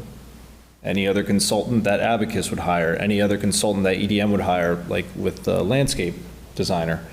Functionally, if they're in separate offices and with Doug remote, personally, I can tell you from experience, it's always a challenge working with consultants, whether you're remote or in person. Very difficult. Because your building is only as good as the coordinated set of documents that you output. I'm still not clear on, I think this is the engineer trying to sort this out, exactly how is it going to happen? How, if Doug is doing a sketch or a drawing, and so is EDM, how does it go together? How are they, Yeah. is he really doing design or layout? I don't understand. I thought it was more concepts and suggestions. Maybe so, and that he'd give those concepts, and that's fine. Preliminaries kind of I was thing. just trying to sort out how it actually, because I agree with Andrew that it's very difficult working with multiple scopes. I'm sorry, multiple subs. The benefit too, though, is we don't have to have a fully coordinated building. It's just a feasibility study. Right. I just wanted to mention that I think EDM had a strength in terms of the relationship. And they focused, it's a part of their mission statement, and I know how controversial municipal things get, and to have been able to negotiate, a compromise around the ballpark, and also the compromise in Hadley was huge, and it didn't hold up the project for like 10 years either. So I think that's a huge strength, I think, to have been able to pull that off. Well, I think in EDM, both buildings were very happy. Both buildings, South Hadley and I think that's Hadley, important too. We're very happy with EDM. They were both senior centers, and they must have worked well together, the Lifespan and the EDM, because neither group had a problem. I was wondering how, it wasn't a long time when they okayed, Hadley until it was built. I mean, the project moved right along. I don't know, we can look back, we have some of that research, but. Yeah, I think a lot of it is funding too, and if I remember correctly, Leslie had said that the money was allocated, I think, the town administrator at the time. Did funds. Yeah, they had funds allocated, so it wasn't like that was a huge barrier. I think this committee has a lot of things to really kind of talk about at some point, not necessarily in terms of choosing this, but it came up tonight about, is it going to be a community center or is it going to be a senior center? We have the will that says the senior center. So I think there's a number of things. And also in terms of site, the site is a very contentious issue in this town historically. And I've even heard things said about, well, we don't want, this next to that, or we don't want this here next to the school, or we don't want this next to that. So I just think that we have to be very mindful about that and have a plan for addressing it, why we have decided certain things. Yep. I mean, I really I liked the landscape architect. I liked his feedback. I liked his, like you said, negotiations. I think Doug and his partner bring so much value. I mean, it's in the thought process and the understanding, even his comments on sharing property or sharing a campus. In the bathroom, I thought he was going to go on for 4 hours in the bathroom. Well, Joan will engage him down the road, but yes. With the left hand and the right hand and the. Well, I guess I just look at, personally, I know I'm not an architect, so I don't look at things the same way. I mean, if we could bottle Doug and his partner and the landscape guy, I mean, I just think it's hard for me only, to feel anything but comfortable with what the knowledge they bring to this. Right. Not the architect part of it, but the knowledge base and the compromises and So which firm would we rather have making a presentation to the town at the end and to try to gain consensus? I mean, they're very different. There's two seasoned guys and two young guys with somebody who's probably going to be on a screen. So which would present better in this town, gain consensus? I don't know. Yeah, I have to look at it as who's going to give us the better product at the end of the day. And I just feel more comfortable with the information that EDM and Lifespan were able to, I don't know. The abacus, to me, felt more of a pre-canned, this is what they do. This is the presentation for a municipal building, not necessarily, some community building. It seemed like EDM and Lifespan were more personalized, but maybe that was just the comfort level. I have no idea. Will you stop squeaking? I'm sorry, this is a very squeaky chair. My chair has something to say, apparently. I think that's a really good point. I think that I like them both. I think they both do a good job, frankly, at a presentation, but at the end of the day, you have a company that has done a lot of senior centers. And I don't think Abacus has as much history with senior centers specifically. And I wanted to ask you, Andrew, about your comment about, I get it that you're in a different office, so they'd be seen more as a consultant, but they do work for the same firm. So wouldn't that add something to the, you know, I mean, they're not under the same roof, but they work for the same company. Isn't that a little bit closer than a consultant? Technically, contractually, yes. Yeah, Functionally, probably not. yeah. Contractually, the consultants that the architects hires are all under the architect's umbrella. So the architect is responsible for every consultant other than a few. Because they're geographically separated, the engineers and the architects, I'm just a bit skeptical that it's going to function like a traditional consultant-architect agreement, if that makes sense. It's not like Abacus, who's in the same office with the only 4 people. They have a small office, just those 4 people, and they just collaborate together. And they have consultants for And the they have engineering. Yeah, they had a whole list in they had answer. Yeah, it's I not think just it's the more 4 of an issue to have a lot of subs than Yeah. the company. He's from the Hartford office, which is where the architects are? Farmington. The architects are out of Farmington, yeah. Yeah, that's what Right, I'm and the sorry. engineers in Pittsfield. What Didn't he is the say there was engineer? some split in both locations? Yeah, he said There they were were 4 and split 5. yeah. between the 2 But offices. you think they're working out of different offices? I guess I'm trying to sort that out. It sounded like they were. Honestly, having 4 designers in the Pittsfield office separated from all of the other architects is more of a concern for me than if they were all together in one office versus all together in another office, you know what I mean? Yeah. Because there's different lines of communication. What are they doing out of the other office that's, Maybe he said one was more industrial and. on this project, I don't know what they would be doing. Yeah, I thought that he said that it started out as being more industrial, and now they're kind of split where they have architects in each office and designers in each office. For $60,000, I mean, they each have a lot of subs. They're not making much. Yeah, I thought that too. How often are the people that do the feasibility study then get selected to do, Ed, you might know this, then get selected to actually do the design for the actual building? Depends on how happy you are through that feasibility study Yeah. process with what they've delivered and now what you've seen in more detail. If you still have a, Yeah, high level of comfort with them, or, have some things come up along the way that says, hey, maybe there's some other issues Yeah. here and we should really have, Right.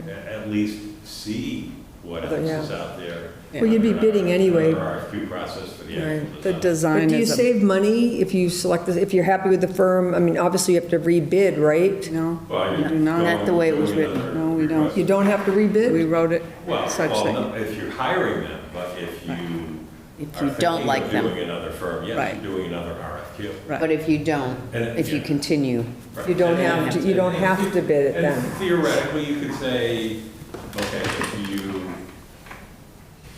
for whatever reason, if you decided to use another firm to do the design work, you could probably say, yeah, that design's probably gonna cost you more than if you continued with the first one, Yeah. because that new company is picking up from square one, whereas the company from basically the feasibility study is carrying forward for all that information and early design or schematic work they've already done. I would say that EDM had finished products, like the 3 senior centers that are in our area, and then Abacus had this dozen that they had challenges with, and they never completed the projects due to money and all that. That's what they had, wasn't that their last screen? that's The what I was 12 asking questions about. Some of those projects were completed. Yeah. It was just, I think the slide was more trying to say of like it was a challenge. how we can be flexible around challenges, I guess. I mean, obviously we know which side I'm on. There's just a point that I would like to make, that a few things that stuck out to me while I was reviewing the RFQ responses again. personally, it felt to me like Abacus's presentation was more personalized to the group. I felt that they geared their presentation toward addressing all of the questions that we had. EDM's to me was a little bit more cookie cutter. They more sort of talked through the questions, and I don't think they addressed at least one of them. But to me, a few things that stuck out in terms of like pedigree within the industry. I have on my positives here that I was putting together the other night. Obviously, highly awarded body of work. That includes the Harrelson Parker Medal, which is an award given out by the local Boston AIA chapter, which is an award for it's the highest honor awarded by the Boston Society of Architects, and it recognizes the most beautiful piece of architecture, building, monument, or structure within the city or metropolitan parks district limits. So that's a pretty big deal. I mean, there's a whole submission and review process, and you're up against a lot of other, these people are competing against a lot of very big name architects. Thought that was worth noting. The other one, David Eisen, I believe, is the one who is a fellow of the AIA, and that is the highest honor that you can get as an architect as well. There's a whole review process where they review your character and your body of work and your contribution to society as a whole. So just a couple things to sort of note their body of work. I think ultimately I'm of the personal opinion that the project, if the project goes to Abacus, we're going to get a better end result, we're going to get better graphics, and it's going to be more compelling to voters because you're going to see a more realistic representation of what a senior center could look like. Some of the graphic images on EDM's presentation were a little bit underdeveloped in my opinion. Again, that is just my opinion, but there it is. Mm-hmm. So, and playing off yours, the awards, were any of them for senior centers? Yeah, they Really? listed off a bunch of AIA awards that were accessibility awards. Okay. For senior centers. Accessibility, that's what it was. Yeah. Okay. I think they Okay. mentioned one Good. in there today, in their presentation today, and I can't remember the name of it. Yeah. I think it was a national. The one thing that stuck with me with Abacus is they said 10,000 square feet. Well, that may not be big enough. And I look at towns that are 6,200 people, and they're 17,000 square foot. And I'm like, maybe I worry that we're too financially conservative, and we're not going to be able to, we're not going to be able to build something that size and be able to sell it to our community. I don't know, maybe they would be able to do that. Just something that said 10,000 square feet may not be big enough. It may not be big enough.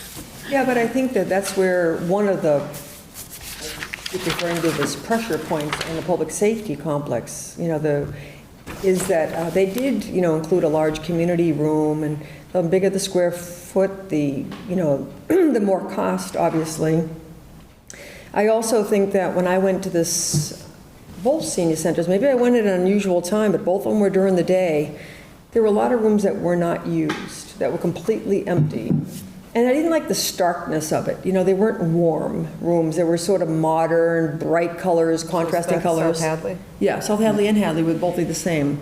There was something about it that wasn't quite, they were beautiful, and their light was gorgeous, and there was a lot of natural light, and I think they're both nice buildings. Maybe I just didn't go at a time, but there was something about it that just felt fake. But I also just want to say about Abacus, I think when you're somebody who's been involved in municipal, school committee and different other things, I think you have a little bit different approach, and you understand the pressures or the selling of the senior center and the design and things. So I think that was another plus for Abacus. I think you could tell that they were aware of municipal government and the challenges. More so, I think, than EDM, even though they did negotiate some pretty difficult municipal challenges. Sorry, there was just one more thing that I didn't get to. Abacus is the only one out of the two that has an MBE and a WBE in their consultants involved, which could be good optics for a municipal client. They're going to have that Right, during the design. right. Right now, I Somebody don't still think they spelled have. professional wrong. It's all right. That was in the negatives. Yeah, I know. Was that forever? Attention to detail, C. Well, it wasn't as blatant as the, wrong town listed. Yeah. Oh, boy. That was bad. That was. So do we have speaking of evaluation criteria, other than a discussion about pluses and minuses again, do we have, sort of do we have any sort of objective checklist here? There's no grading from here. It's basically your discussion, and then probably the other piece is, okay, do you have the discussion, and do you make a decision, or do you make a semi-decision? Is it, at some point, do you want one or both of the references followed up on, or do you make a recommendation of one of them qualified by the references coming back well? So that's the other side of the equation. But basically now, it's all perception, feeling. So far, I'd say this committee is doing a wonderful job of pulling out the pluses and the minuses, and what you've heard, what you've seen, and your thoughts. So I think that's going in a good direction. That was kind of one of my things I was going to ask too, is if we were going to vote tonight, or if we had time to check with Holyoke and see if they were happy with Abacus, where they're a local place. I mean, it's not the exact same thing we were looking at, but they did the new housing development and the senior center over there, so. The announcement isn't until the 16th, so I mean, you don't have to vote tonight. You can wait till next week to vote, or. And I think checking references are. This wasn't the. The 16th, I think, is when. We wanted to engage a firm? Yeah, the announcement by the 16th, September 16th. Okay. Right, with I think the thought process being the next select board meeting is September 13th, of coming forward with a recommendation to the select board at that 13th meeting. Okay. Hopefully following up. Yeah, so we can, so I would feel comfortable having the references checked a little bit. Too. I agree. Due diligence, Yeah. like everything else, so. So who should make those calls? I mean, should it be the architect on the group, or should it be somebody who's, visited other sites, or I don't know. Well, Should it be one person? I don't know, how would, the other thing too is how would we transcribe I feel like it has to be over email. And we need to, I think we need to develop pointed questions that say, because if we just say, can we have a reference, we're going to get the blanket, oh, we're so happy with them, or unless it was a disaster. Right. Like in the Yelp review, you either get 1 star or 5 stars, there's no 3 stars. Yeah, I think that. So. You're right, we need to, were you happy with the process? If a problem came up, was it addressed quickly? How did things, And how was the coordination between? Right. Some of the concerns that Andrew brought up. Yeah. So what's the closest senior center that Abacus has designed and is built? Holyoke. No, not. No, they didn't do that was Holyoke. Not Senior Center. Senior center. Oh, didn't they do the They senior didn't do center? Oh, okay. their No. Holyoke Senior Okay. Center. Because it'd be nice, I mean, we've had the advantage of seeing EDM's work, and it would be nice to be able to just tour one of Abacus. Yeah, That's a good comment. I listed 8 in the relevant projects on your sheet. I don't know I know Lincoln is not close, but. They might be close to you. And they did they're feasibility a lot closer to studies, me. but But we I didn't. want it to be a group thing, not just, Yeah. this is my biased approach going through this, And are we looking for were they happy with the feasibility study, or were they happy with the final project? Right. Because we saw final projects. I think we should ask about both, because it sounds like, if you're happy with the first person, it kind of. But if they didn't complete, so we'd have to have someone that did a feasibility study and design, plus were involved in the building. Is that what you're saying? Yeah, I think we just ask, was there a feasibility study done or a building done, and then they can say feasibility study or building or both? And then ask a list of questions after that. I'm happy. I mean, we have a lot of their information as to what, you know. Yeah, I'm happy to put that together and send it around to the group. Yeah. We just can't comment on No, it we can't without it comment being a on it. meeting, so. We have to meet. Sure. Yeah. Well, let's just be mindful of backing into a date then, so we don't want to So push out the We have meeting. a week from Tuesday to get, A week from get in front of the Tuesday, select board. So, and we have a holiday weekend Yeah. here, so how reasonable is it expect the right person for a company or a senior center to respond? How much time is reasonable for them to respond, and, you know, we have to meet after that to make a recommendation, right? Vote on it. What's realistic with a holiday? So we're probably, nothing will get done before Tuesday, right? Because we gotta develop the questions, and then we have to reach out, and we're not gonna be able to do that until. Where is Ed, what do you Lincoln? think is a reasonable period of time for any, providing we get, now, do they provide references? Have they actually given names and people? That is part of the RFQ. Okay, so we don't randomly contact people unless they're part of the reference. Right. It's only informally if Yeah. we chose. Okay. And it's going to be a tight timeline. Yeah, Probably my recommendation is going to be to let the two co-chairs put together the questions and let the architect on the committee follow up. I would say once they put together the questions, okay, just disseminate them to the other members. Sure. Leave it at that. Okay. But I think you're going to understand the answers even more than I am that you get back from those questions to ask the references. Okay, so- yeah, I think it just is reliant on the questions, making them pointed. Yeah. So that we get a direct answer, not just a Specific, yeah. blanket statement. is it realistic to get the questions out next week and expect to get them back and have a meeting before the 13th with the select board? Seems tight. It's gonna be But then we tight. won't meet again till the 30th. Yeah. After the 13th, the select yeah. board, you mean? Yeah. Yeah. I would probably do this. I would probably recommend this committee meet again, if possible, sometime on the 12th. I was thinking that too. If not And before. I think we have a public safety Well, building. before I think is going to be tight on actually getting the responses back. Yeah, so. right, that's the good, yeah.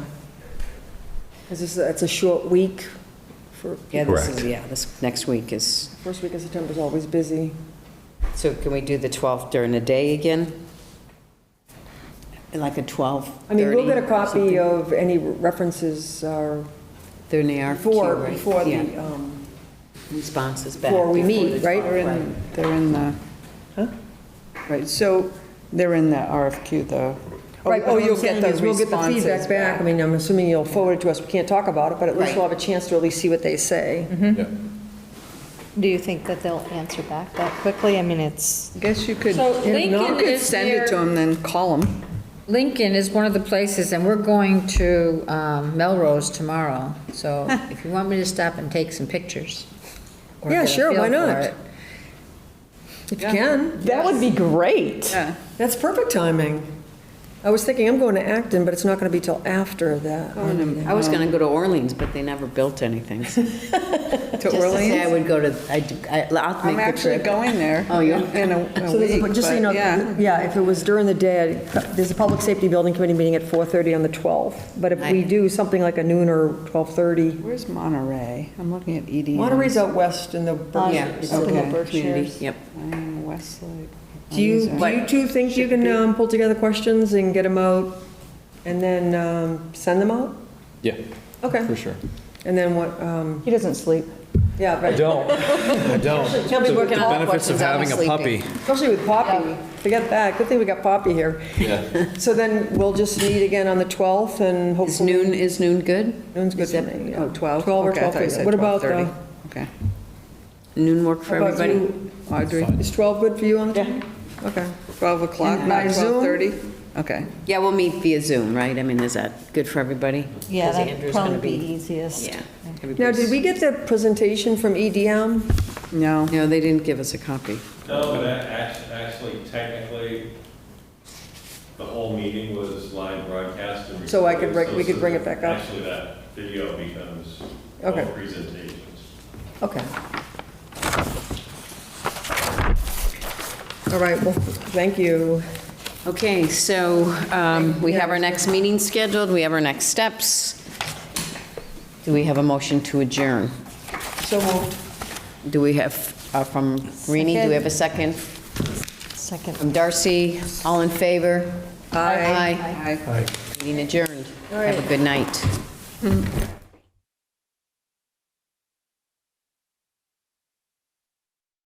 This government meeting is brought to you by Eastworks and our local cable subscribers.